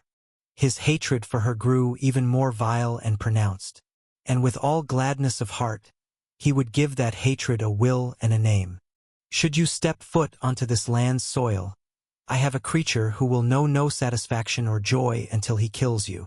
Northern grinned as the mind's eye closed and disappeared from his forehead. He stared at his clone, waiting for its reaction. The replica stood motionless, but there was a change in the creature's gaze. There was a different light, something more alive that he had never seen in any of his clones. Its eyes had suddenly gained focus and radiated intelligence. But the clone remained silent. Its gaze stayed fixed on Northern's face, somewhat confused. A corner of Northern's lips curled up. Now for the final touch. Northern summoned a particular soul. He had been eyeing and studied its panel. Name Byran. True name, Sword King. Attributes, Old One, Third of the Tomb King. Soul rank, Ephemeral. Soul core, Yellow. Talent, Breath of Eternity. Talent abilities, Eternal Pulse, Veil of Remembrance, Soul Imprint, Moonlit Whisper Style, Single Raw Path. The panel appeared just as he had first seen it. If it's someone like this, Dark Mortal should find better use in his hands. I will be able to learn from him while becoming more familiar with other weapon forms. The main purpose in choosing this route wasn't just to create another summon, but to create one who would be useful both as a fighting servant and as a teacher. There was something about these old ones, the souls he got when Soul Taker broke. They were definitely from an ancient civilization. Although Northern couldn't tell yet whether it was Trail or the underworld, he was sure they had been influential in their time, as much as kings. The true name, Sword King, sat well with him and seemed to provide all the conviction he needed to give the dormant soul a will. Everything was ready, but any problems would stem from what Northern didn't know about these souls. This was why he remained skeptical. But he resolved himself one final time and began the process. With his consent, the soul of Byran merged with that of Hentu, creating an ominous spinning of black shadow. With the spin came a violent gale that disturbed the gentle dance of the void flames burning before Northern's throne. The flames rose viciously in response to the tempo of the gale before falling again. Northern watched as each void construct linked to another. There was a consumption of each one, and with his guidance, the consumption ensured neither soul essence was viciously consumed to nothing. This was also why he hadn't added his clone yet, because he wanted the clone's will to have more control over whatever this new creature would become. He made it wait out of the struggle. When both souls had grown weaker, he would add the clone, which would then dominate the other two, allowing the body and mind formation to take place. After a while of swirling darkness, something began to appear within its deep bosom. Light drilled forth from its deepest depths. Northern looked at the clone. His eyes were command enough, as both he and the clone shared a link. The clone walked into the swirling darkness and was swallowed by it. Northern folded his arms and watched with slightly narrowed eyes, tension sparking in their depths. After a few more minutes, the darkness reduced its swirling and began shaping into a humanoid form. The darkness thickened and became more defined, looking glossy and lustrous as arms formed, fingers extended, and the unstable head became more definite. The glossy surface began carving out facial features as if an invisible hand sculpted them delicately. With time, everything became defined, and when all features had been sculpted, Northern opened his hand. A single white flame ignited on his palm. As his hands moved closer to the creature, its chest opened, as if the flames were clearing their own path. Northern placed the chaos flame inside the creature, and immediately, the thick darkness covered it. Several lines of radiant light began rapidly streaking across the creature's body. When it finished, the veins of light began shimmering even brighter, and the thick darkness seemed dried out. As the light intensity grew brighter, the darkness began peeling off and falling, dissipating into dust. This continued until a clean ivory skin was revealed from the peeling darkness, snow-white hair cascading down the shoulders to the middle of the back. A sharp, angled white brow shaped out, slightly twitching, but the eyes remained closed. As the human's eyes opened, white light flooded his entire form and slowly dissipated. As the light disappeared, a deep red cloak wrapped around him, billowing like a shadow.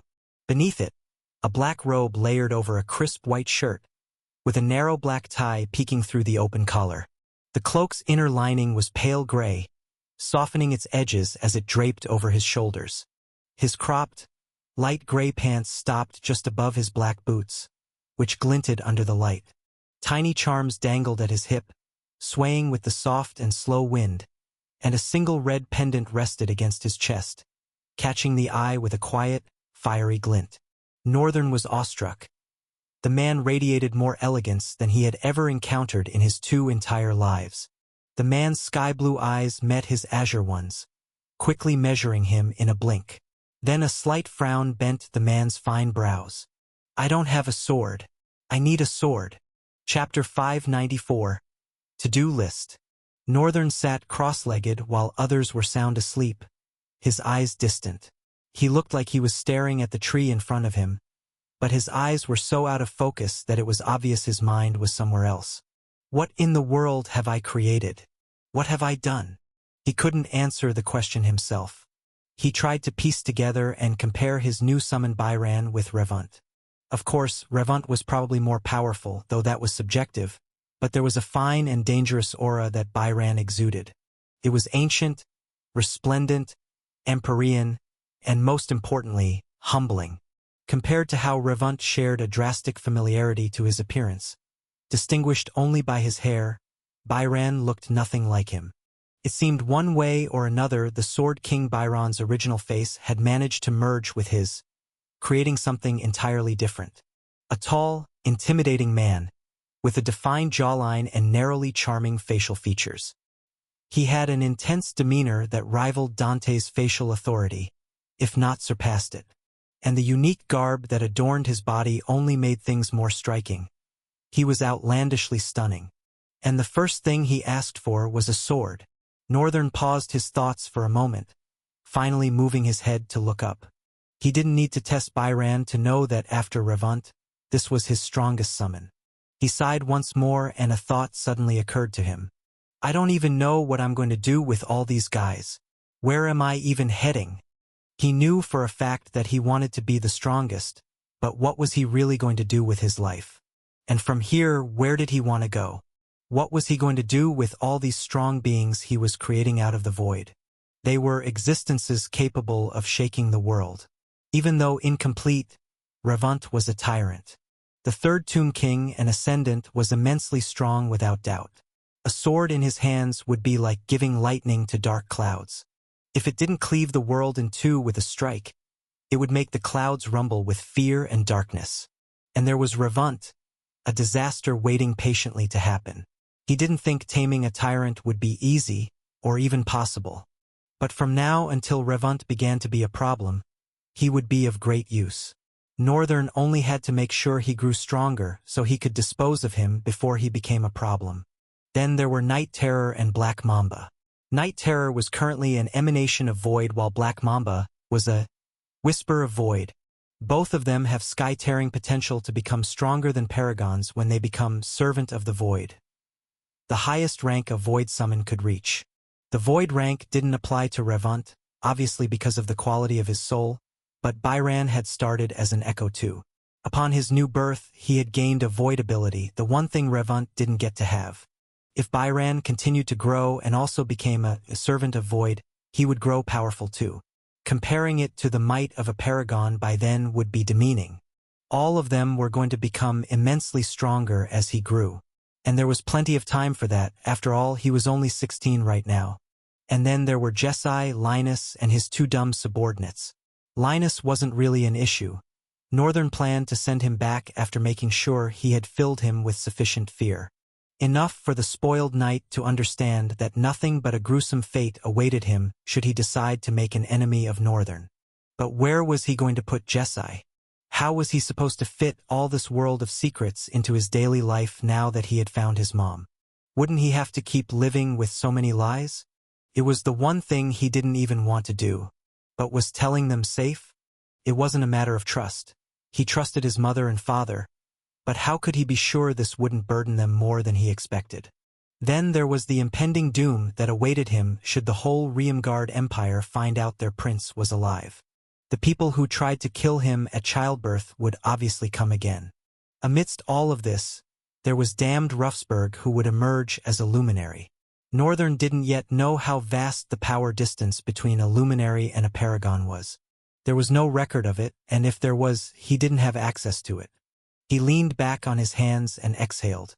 I guess the only choice is to take things one after another. First, I have to copy the lieutenant's talents. Then, for the next 6 months, I'll be going to the academy. Northern's reason was simple. The academy was a ground with many talents. He had thought about the Citadel too, but chose to opt for the academy instead. The academy would have thousands of younglings with immense potential that had not been explored. He also had a strong feeling that he hadn't been able to shake since becoming a master. That red sea of clouds beneath that separated the academy from the rest of the Central Plains. He wanted to know what was there. And he wanted to gain access to knowledge and power. In a citadel, that would be impossible. No matter how much he accomplished, the name of the citadel would ring louder than his. But should he go to the academy and start his exploits there, his name would pop up in every event. And while he was at it, he would also be preparing a welcome-back gift for Ruffsburg, just like he had for Raven. There was one other skill he was thinking about learning while in the academy, since it would be influential to his growth and that of his summons. Then he also needed to contact Hao. Northern wasn't sure about a lot of things yet, but he had the next step right in front of him, and for now that was fine. Chapter 595. Quiddities of Void Part 1. From the deep thoughts about his future path came a short nap that replenished his stamina significantly. Although it couldn't be compared to a full 8 hours sleep, given their current location, it was more than enough for Northern. When he woke up, the rest had also risen. The fire had been extinguished, and everyone seemed prepared to move forward. He silently rose from his sleep, stretched his body and savored its fulfillment, then studied everyone's expressions, determining their state of mind. They all seemed fine for now. The lieutenant's subordinates looked somewhat tamed and conversed amongst themselves, although Shane looked a bit paler than before they'd gone to sleep. Alistran seemed to be in a great mood, while Shin was just there, nothing out of the ordinary, his face laden with focus. Ryan was silent, leaning against one of the trees behind them with his eyes closed and arms folded. The only person missing was Lieutenant Dante. Did he keep watch throughout the night? Night or not, it was bedtime. Northern had called it that without much thought. A few seconds later, the lieutenant returned, looking around before stopping, and his authoritative voice rang out. I see we are all ready. I managed to scout the area and it is as Northern said. There aren't many enemies ahead, but the few we will encounter are enormously powerful. The captain even took his time to scout. This man is just so amazing. Shane's eyes glittered with sparkles despite her pale face. The group immediately began to march forward, through the twisted trees in the dark and ominous forest. They continued on foot, their pace neither too fast nor too slow. Having regained much energy from their rest, the journey progressed without stress. They were careful not to expend themselves walking, lest fighting become difficult and torturous. After a while, their surroundings began to change. They were rising higher towards the mountain, and because of that, the air became thin. Breathing became a hassle, and their surroundings grew hot, as if an invisible scorching sun had been buried in the ground.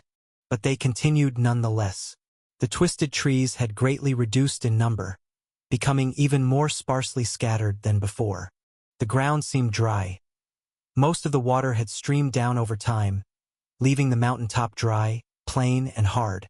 Northern flinched and narrowed his eyes. He could feel it. They were getting closer to the center of the rift, to its core. Something about this place feels unsettling. Any idea what could be wrong? Lieutenant Dante inquired, looking at Northern. Well, we're getting closer to the center of the rift. I suppose that's one reason, but I also suspect some monsters are moving to attack us. Some? How many? Northern closed his eyes and raised his awareness. His danger sense through spatial awareness spread around and even beyond the mountain, allowing him to vividly grasp the situation around them. He opened his eyes. Well, around 13 to 19 of them. They're all catastrophic destroyers. What pathetic luck we have, the lieutenant lamented in a bored tone. Don't be sad. We signed up for this when we entered a Tier 7 rift. Northern made an effortless attempt to cheer the man. Even in such dire straits, the two of them could still attempt humor. The rest of the group was left speechless. Well then, let's do this. The lieutenant grabbed his sword and was pulling it out until Northern's voice stopped him. No. Dante frowned first, then raised a brow. What? You should sit this one out. Northern was looking forward first, then turned his face to Dante. I'll take care of them all by myself. This is so everyone can get maximum rest. If I'm right, which I hope I'm not, there'll still be more behemoths waiting for us. And let's not forget that the Guardian of the Rift is a Belial rank. I don't know what a Belial looks like, but I don't assume it's going to be anything compared to what we've faced so far. Exactly. That's all the more reason for you to save your strength. Northern smiled at the lieutenant. I appreciate your concern for me, but I'll be fine. Besides, I'm not the one who will be fighting. Lieutenant Dante frowned suspiciously. What do you mean? Lieutenant, can I use my next wish? The lieutenant was silent for a few seconds, hesitating to answer but eventually did. Yes, you can. I wish for you to keep everyone here while I move forward to the top of the mountain to finish the destroyers. Should any slip past me, then you'll be alert to kill them. Lieutenant Dante narrowed his eyes. This guy, he's definitely hiding something. He exhaled and responded. Fine. But don't push yourself too hard. Northern gave a crooked smile and turned away. He looked at his father and caught Ryan glancing towards him. Then he walked forward, leaving the others behind. Soon, his figure became distant. When he was sure he had gone far enough, he summoned. Guys! Pillars of black flames erupted behind him as he walked, and as they dissipated, several beings were revealed, moving with him. A black-haired man with calm, warm, yet unsettlingly vicious eyes, wrapped in a black, almost modern-era suit. Behind Revant, a dark, lustrous monster with 4 devilish red eyes and arms trotted menacingly, its tail curled to one side. Towards Northern's right, a tall man who exuded an antique aura walked with his hands tucked into the loose neck of his inner garb, that now freely displayed his neat black tie and inner white shirt. Behind the man was a lithe black figure with an intelligent and scrutinizing look in his eyes. On his chest was a lightning-shaped white line that branched out to spread over his body. Behind them all was a glossy hunched monster with jagged teeth and 2 red orbs glowing from the depths of its mouth, Corpse Eater. Then following Corpse Eater from behind was a large white tailless beast, walking on all 4 legs.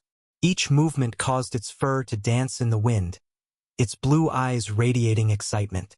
Led by their master, these quiddities of the void marched to battle, together for the first time. Chapter 596. Quiddities of Void Part 2. Northern's steps echoed over the rocky ground as he ascended, his entourage of void quiddities marching alongside him. The harsh wind battered them, whistling like a ghostly anthem through the mountain slopes. Yet, each of his summons seemed unaffected.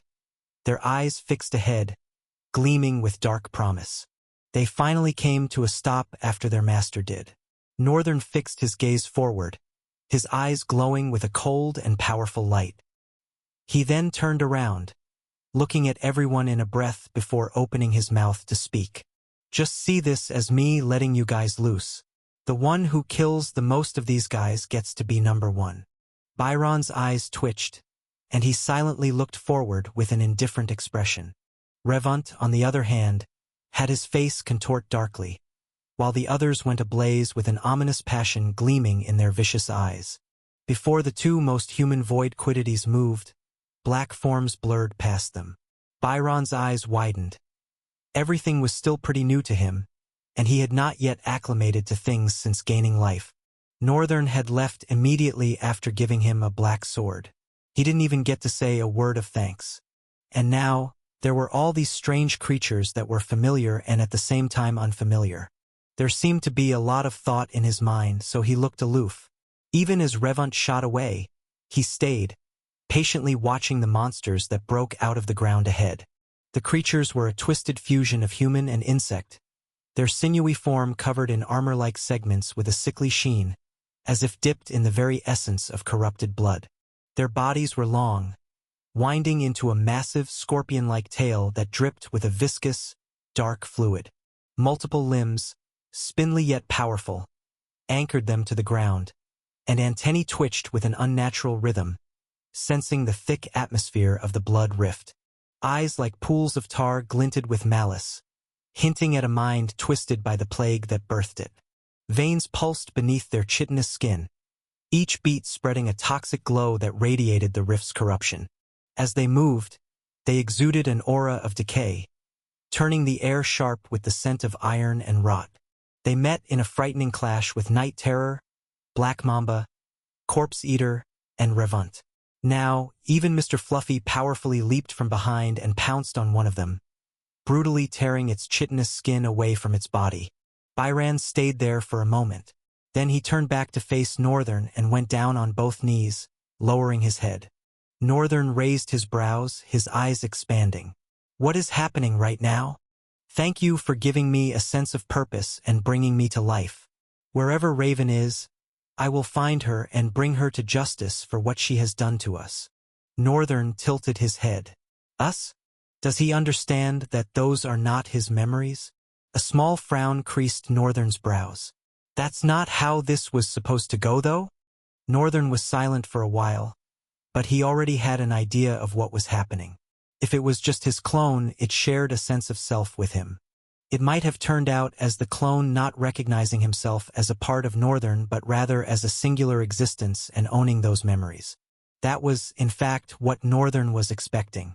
But it seemed that the influence of using Byron's soul had affected the results he expected. Byron seemed to recognize that these were his master's memories and pains, and accepted them.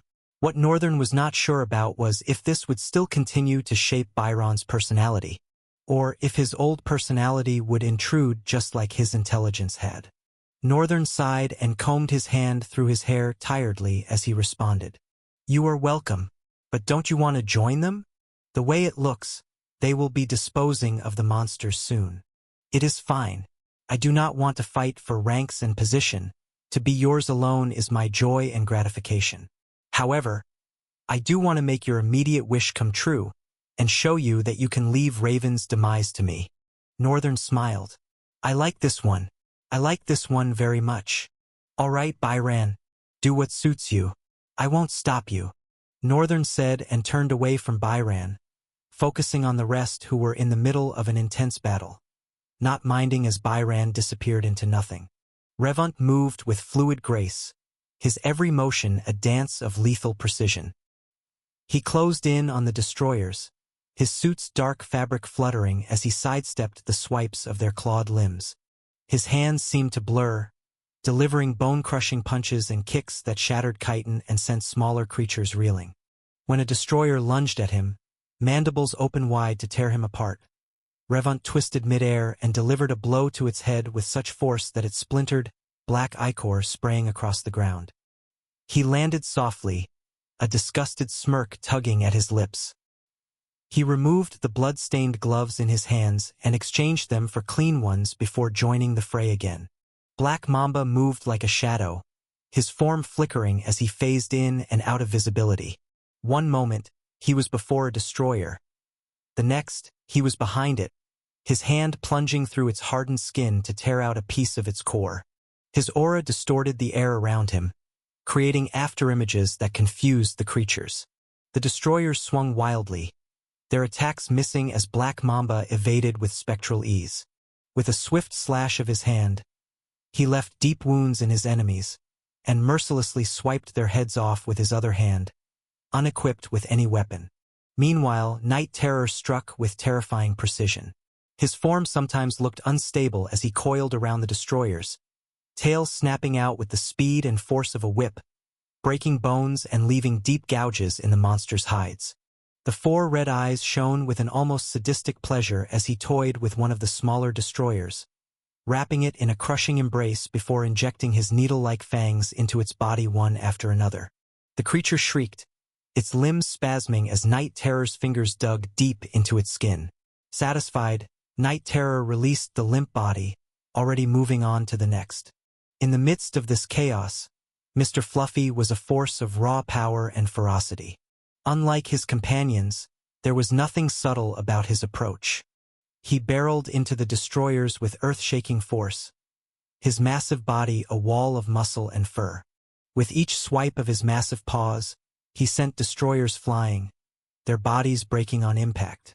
One creature lunged at him, only for Mr. Fluffy to catch it in his jaws, crushing it in a single bite before flinging it aside.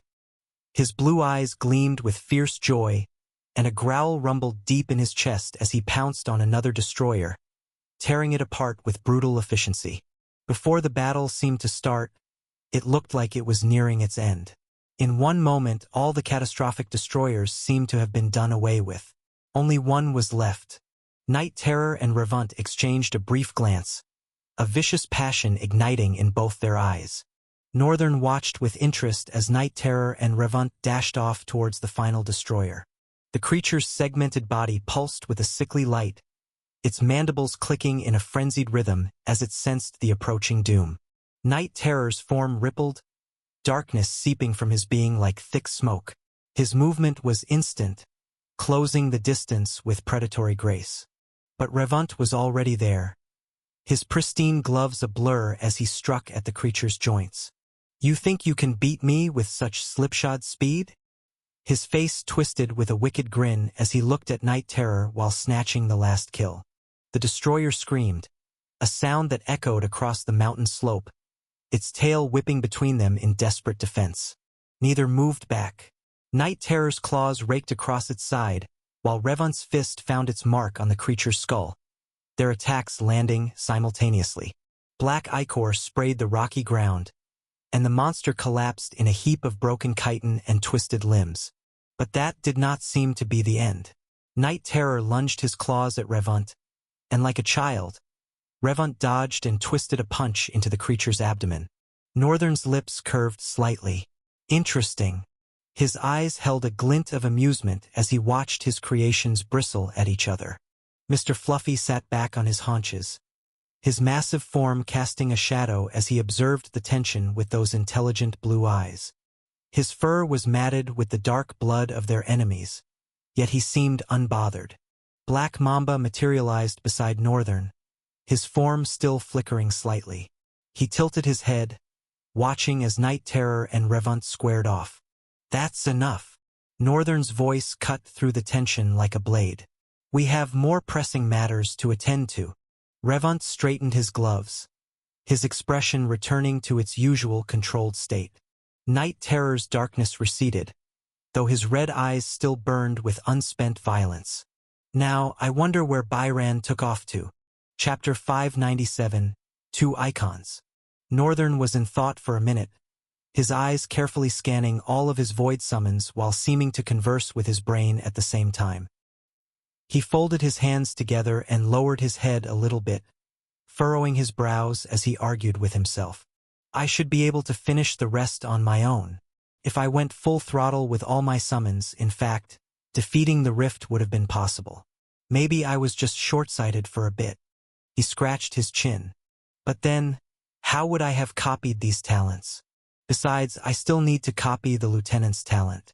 Yeah, that alone is enough reason for us to do it together. With that final thought, Northern made his decision to go back and inform them so they could all come along with him, dismissing his summons. Before Northern arrived, Dante had felt the disappearance of all 11 catastrophic destroyers. He stood guarded, with a tense expression on his face. As Northern approached all of them, the first thing he said was, "You killed all of that? Alone?" Northern smiled a little bit, letting it fade as he stopped in front of the lieutenant. "We are due to go forward and end this once and for all." His gaze met with Dante's as he spoke. Then he averted it and glanced around at everyone else. "You don't need to worry, Lieutenant Dante, and I will finish whatever is left of this." He returned his eyes back to Dante again. "Right, Lieutenant?" Dante, his expression rigid and indifferent, exhaled as he closed and opened his eyes, then responded. "Northern is right. It's best everyone else just sit this one out." "I'm coming with you," Ryan declared firmly, his expression becoming stubborn. "Me too. I am still in good condition," Shin also added. "Ryan, it's easy for anyone to know you've outdone yourself in the last full battle. And that is totally fine. There's no way an ability like yours wouldn't have its downside." Ryan frowned. His fist trembled as he clenched tight. Northern was right. The flaw of his talent was indeed beginning to kick in.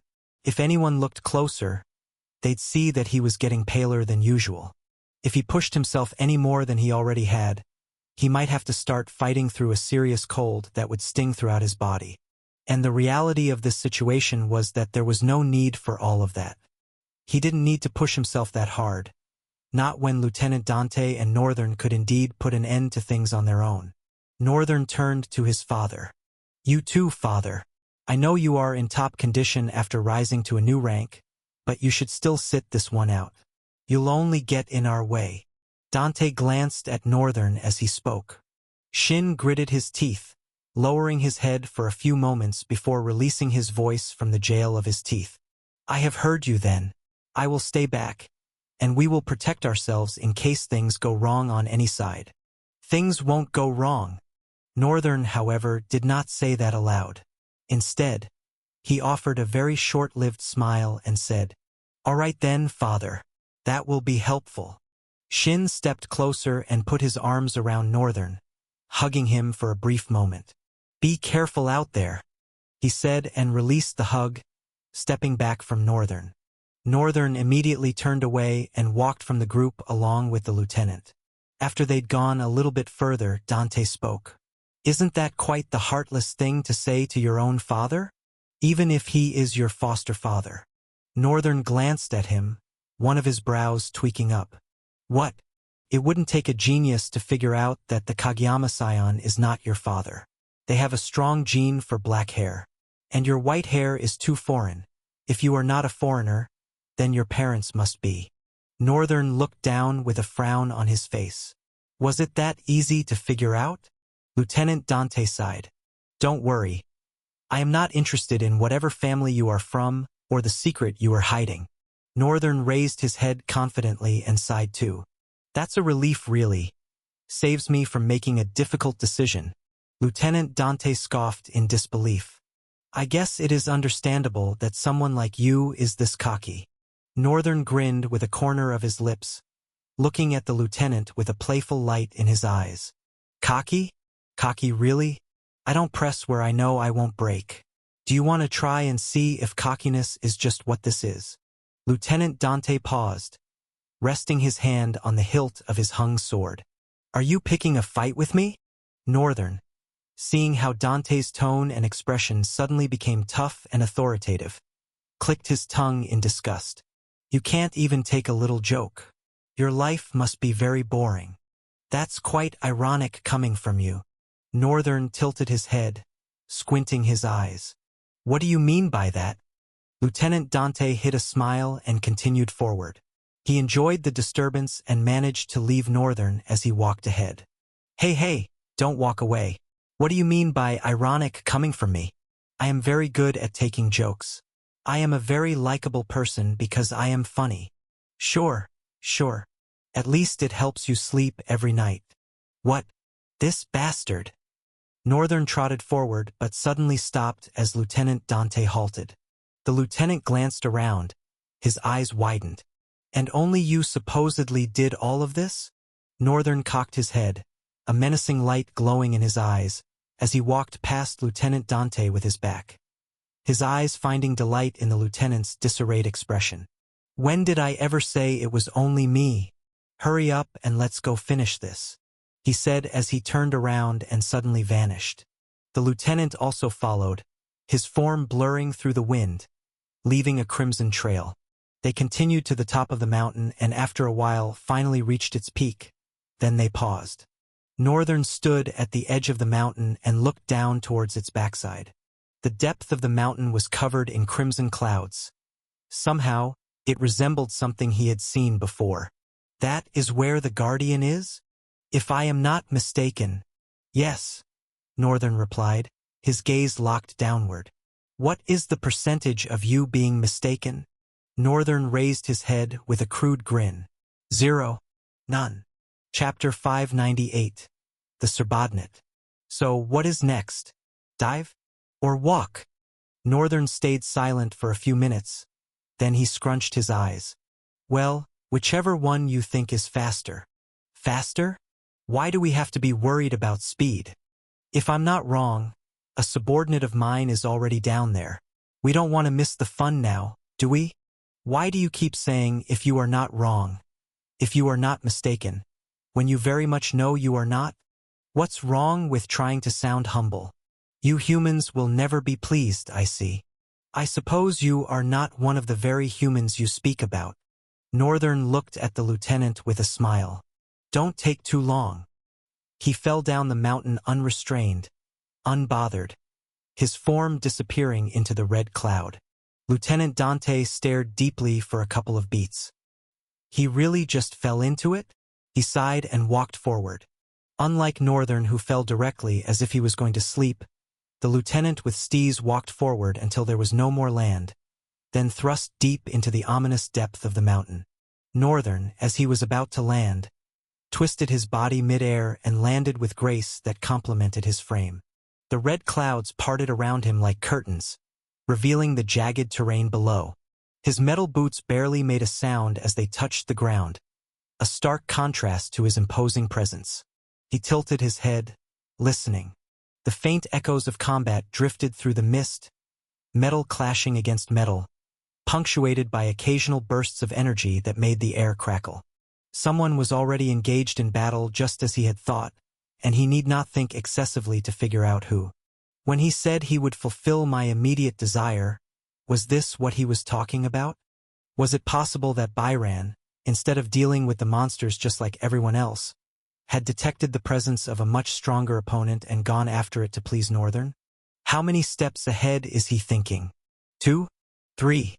A few moments later, Lieutenant Dante emerged from above, his descent more controlled but no less impressive. His uniform remained impeccable despite the fall, not a single wrinkle out of place. Show off, Northern muttered, though his eyes held a glimmer of amusement. Your graceful entrance cost us precious seconds. Some of us prefer to maintain a certain standard, Dante replied, brushing an imaginary speck of dust from his shoulder. Even when dropping into what could very well be hell itself. Northern's expression hardened as he gazed into the distance where the sounds of battle grew louder. Hell? No, Lieutenant. You have not seen hell, I have seen hell. Hell is more organized than this place. He started walking, his stride purposeful. Hell is beautiful. The smell of death marinates the air in such a way that it sweetens the nostrils when you breathe it in. And the atmosphere, it's a beauty that will make you look 4 times and still not be able to get enough of what you are looking at. Your face will crumble at the boorish magnificence of what you are beholding. Compared to that, this is just a luxurious wannabe of what I would call hell. I'm really beginning to doubt the tier system of rifts at this point. Dante observed him with a worried expression, making Northern retort. What? Why are you looking at me like I am insane? I can only imagine what vile things being in a monster-infested continent would have done to your sanity as a child. Northern lingered in silence for a bit. Then he shrugged. Actually, it's not as bad as you're making it sound. Indeed, a lot has happened, but I am more sane than any of you in this continent. You all are weak cowards and hypocritical bastards. Are you judging everyone with just the fault of one man? Northern chuckled but did not respond. Instead, he narrowed his eyes, his movement becoming a bit slow. The red mist swirled around them, but it did not obscure their vision enough to hide the corpses of monsters that lay motionless on the ground. Several kinds of the grotesque monsters of the red mist that Northern and the lieutenant had dealt with lay scattered around. The lieutenant studied the corpses for a bit.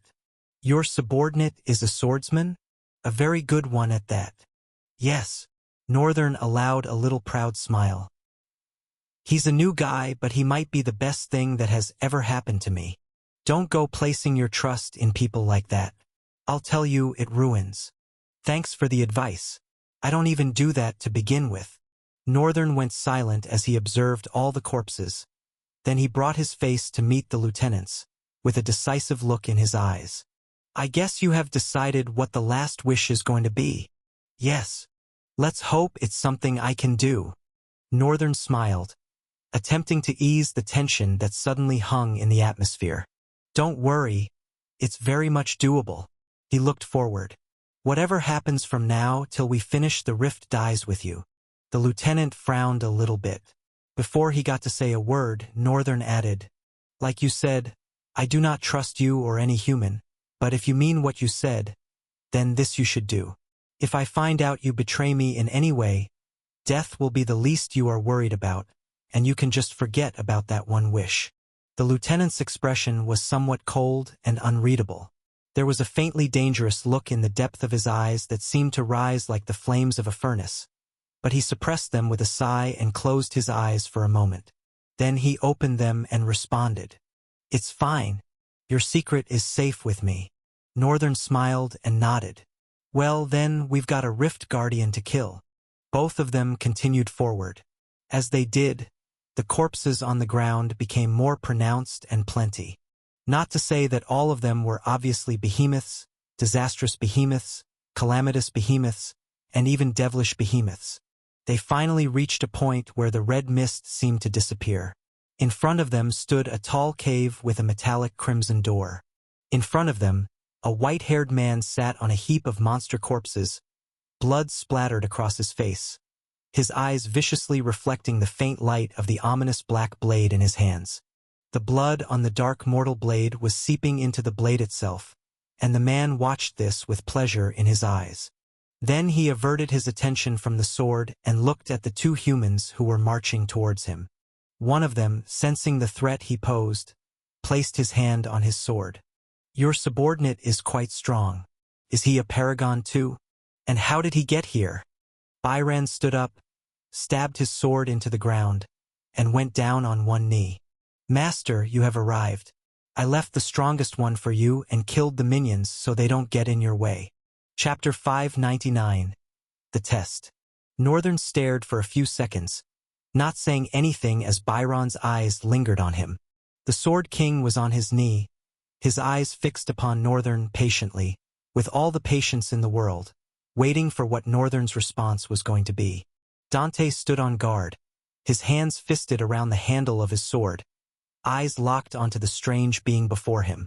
Every part of his composure was brimming with calculated awareness, showing he was actively gauging his target as much as he was getting ready to strike at the slightest threat. Northern, however, was occupied with something else.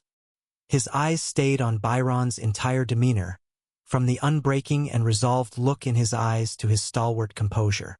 And there was just something Northern could not shake off. The feeling of being evaluated. He shook his head. No, he can't be doing that. But there was something strange about this act, unless he was overthinking it and reading extra meaning into what Byron was doing. But if he is not testing me, then why did he not go ahead and deal with the Guardian and say, "Oh, Master, I have vanquished your foes"? Isn't that what the case should be? It was as if Byron's act of extinguishing the behemoths and even calling them minions was to inform Northern of his worth. And now, he was asking Northern to also prove his own worth. Is it bad? Is there anything bad about it? Nah, if that is what he is doing, then I am utterly disappointed. Even Revant wasn't this daring. Or was he? Northern raised a brow and thought deeply. After another few beats of silence, he frowned. No, he's definitely doing it. The next second following that. No, before the next second. A wild gust of wind blew and Northern was instantly in front of Byron's eyes. His own darkly widened. How dare you try to test me? Byron, shocked as Northern suddenly appeared before his eyes. With how focused his eyes were on his so-called master. He hadn't seen the young boy move an inch.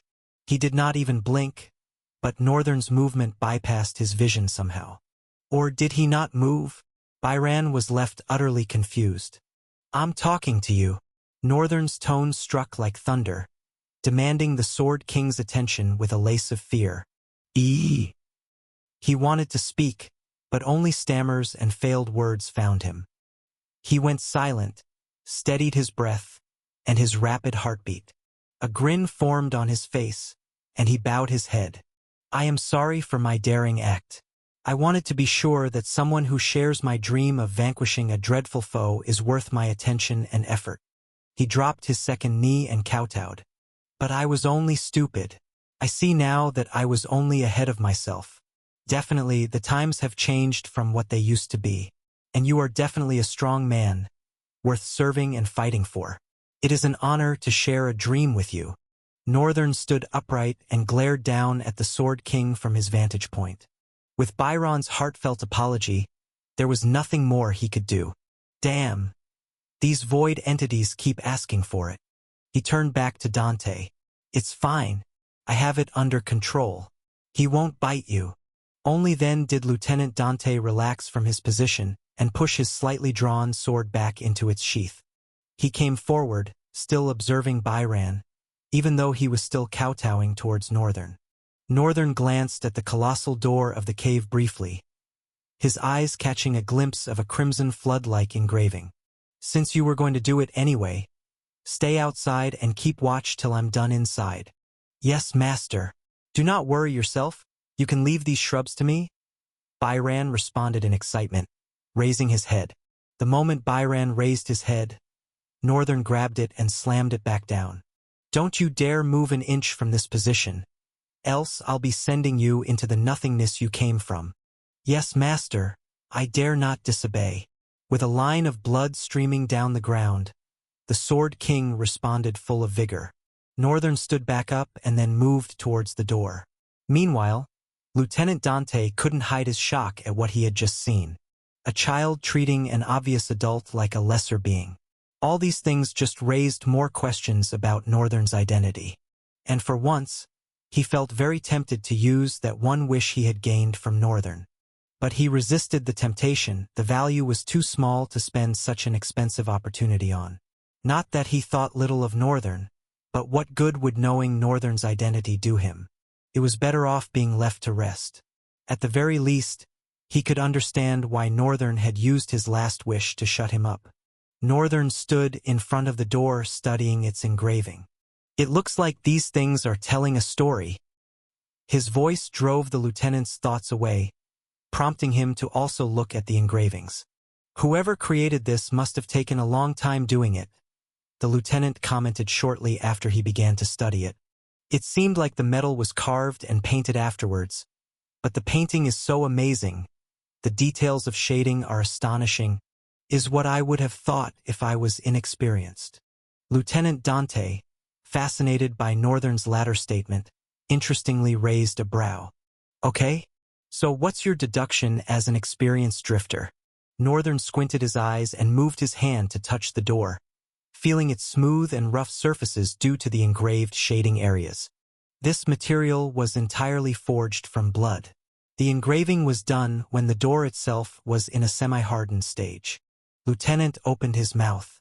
Oh, that's quite an interesting deduction.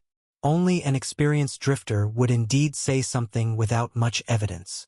What other evidence do you need? The smell of blood has been prominent since we entered this place. The red mist, the red cloud, and the monsters themselves, all of them are clues that this rift has some ardent attachment to blood. Northern explained, of course, leaving out the fact that he had seen the title of the rift to be one of the 10 plagues, so something definitely must be wrong. Most likely a plague of blood. All right then, I guess it's time to go inside, so we can find out if you are right. A grin tugged at the edge of Northern's lips. Do you like dramatic entries? I wouldn't care any less. Northern fully formed the grin, and with a sudden clutch of his fist, using pure strength, he squeezed the metal in the middle, wrinkles folding the surface of the colossal metal door.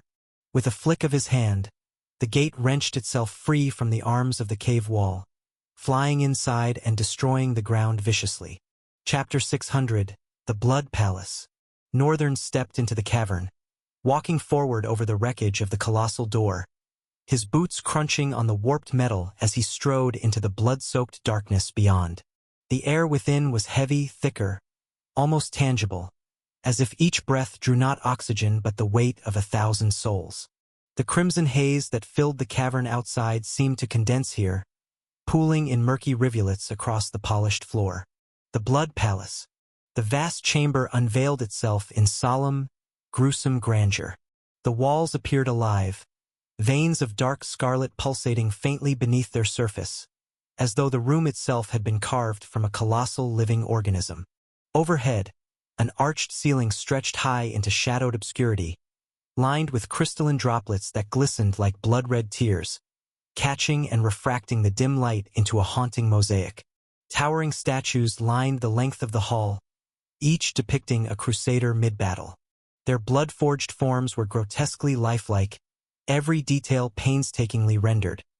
The jagged edges of their armor, the taut strain of their muscles, and the ferocious determination forever etched into their expressions. Some gripped massive swords, their edges dripping with what looked like fresh blood, while others carried shields emblazoned with runes that radiated faint crimson auras. Among them were the standing crusaders, unmoving yet not lifeless.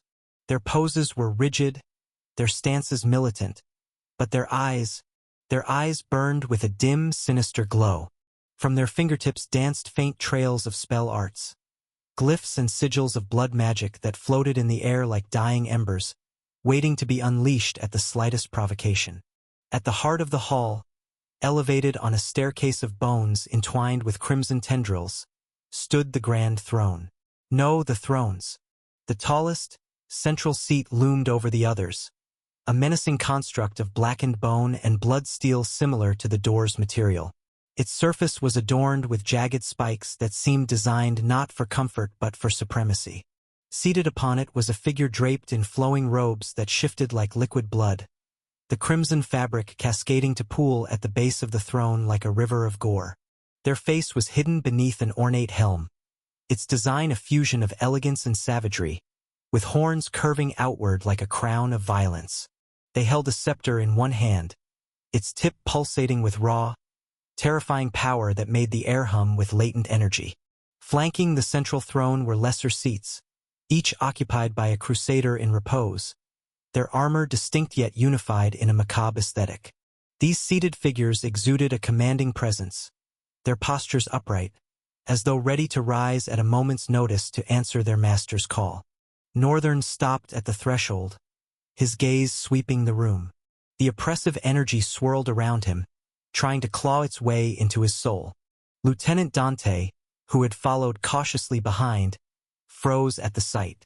His breath hitched, and his hand instinctively moved toward his blade. "It's magnificent," Northern muttered, his voice barely above a whisper, tinged with strange reverence. Dante shot him a glance. "Magnificent? This place is a nightmare made real." "Exactly," Northern replied, his grin faint but sharp. "Whoever designed this didn't just want to create a rift. They wanted to send a message. Every detail, every inch of this place screams of dominion and supremacy." Northern stepped forward, his boots splashing in the shallow blood pooling on the floor. As he moved closer to the center of the chamber, the seated ruler stirred, the scepter's glow intensifying. The standing crusaders turned their heads in unison, their glowing eyes locking onto him. A low hum of power filled the hall as the spell arts in their hands grew brighter. Northern's grin widened. I suppose this is the part where we make introductions. So, do you want to go first, or shall I? Are you kidding me right now? How is only one of us supposed to deal with all these statues? Simple, we make it tag. You go in, tag me when you're tired, and I tag you when you're tired. Lieutenant Dante tilted his head, his forehead creasing. Is this really a joke to these guys? All the creatures here are behemoths. This essence radiating from them says no less. How can he be so calm and casual about this? Lieutenant Dante ruminated inwardly, his eyes staying on Northern with a faint light of admiration. One of the standing crusaders raised an arm, and a sigil blazed to life in the air before them. It twisted and writhed like a serpent, growing brighter with each passing second. Dante moved instinctively, drawing his sword and stepping in front of Northern. Northern slowly counted his steps backward as Dante prepared to face the monster. He observed the kind of skill the monster was using and got ready for a major part of his plan. The sigil exploded into a massive serpent with a lustrous black stone body and devilish red eyes. It thrashed forward without further ado, widening its ferocious maw and crashing onto the ground where the lieutenant was standing. The ground exploded into debris and smoke, and as the cloud cleared, the caster statue widened its crimson eyes and quickly looked up. There he was, Lieutenant Dante suspended in the air, his gaze locked onto the statue, his voice ringing out. Since I have more of you all to deal with, it would be a waste of time to dwell on your spell. Don't you agree? Light speed. Echo. WHO. Northern watched as white light covered the lieutenant's form and thrust him forward, his sword burning with a wicked incandescent light that melted the surface of the red stone before the blade could fully generate into it, making it easy for the sword to penetrate. A massive explosion resounded in the hall as the powerful strike was repeated throughout the rest of the statue's body. Northern stared with excitement dancing in his eyes. This is a cheat skill. It really is a cheat skill. Talent, Phantasmal Sword, SSS, has been found. Do you want to copy talent for 5,000 talent fragments? Northern grinned. Yes, of course.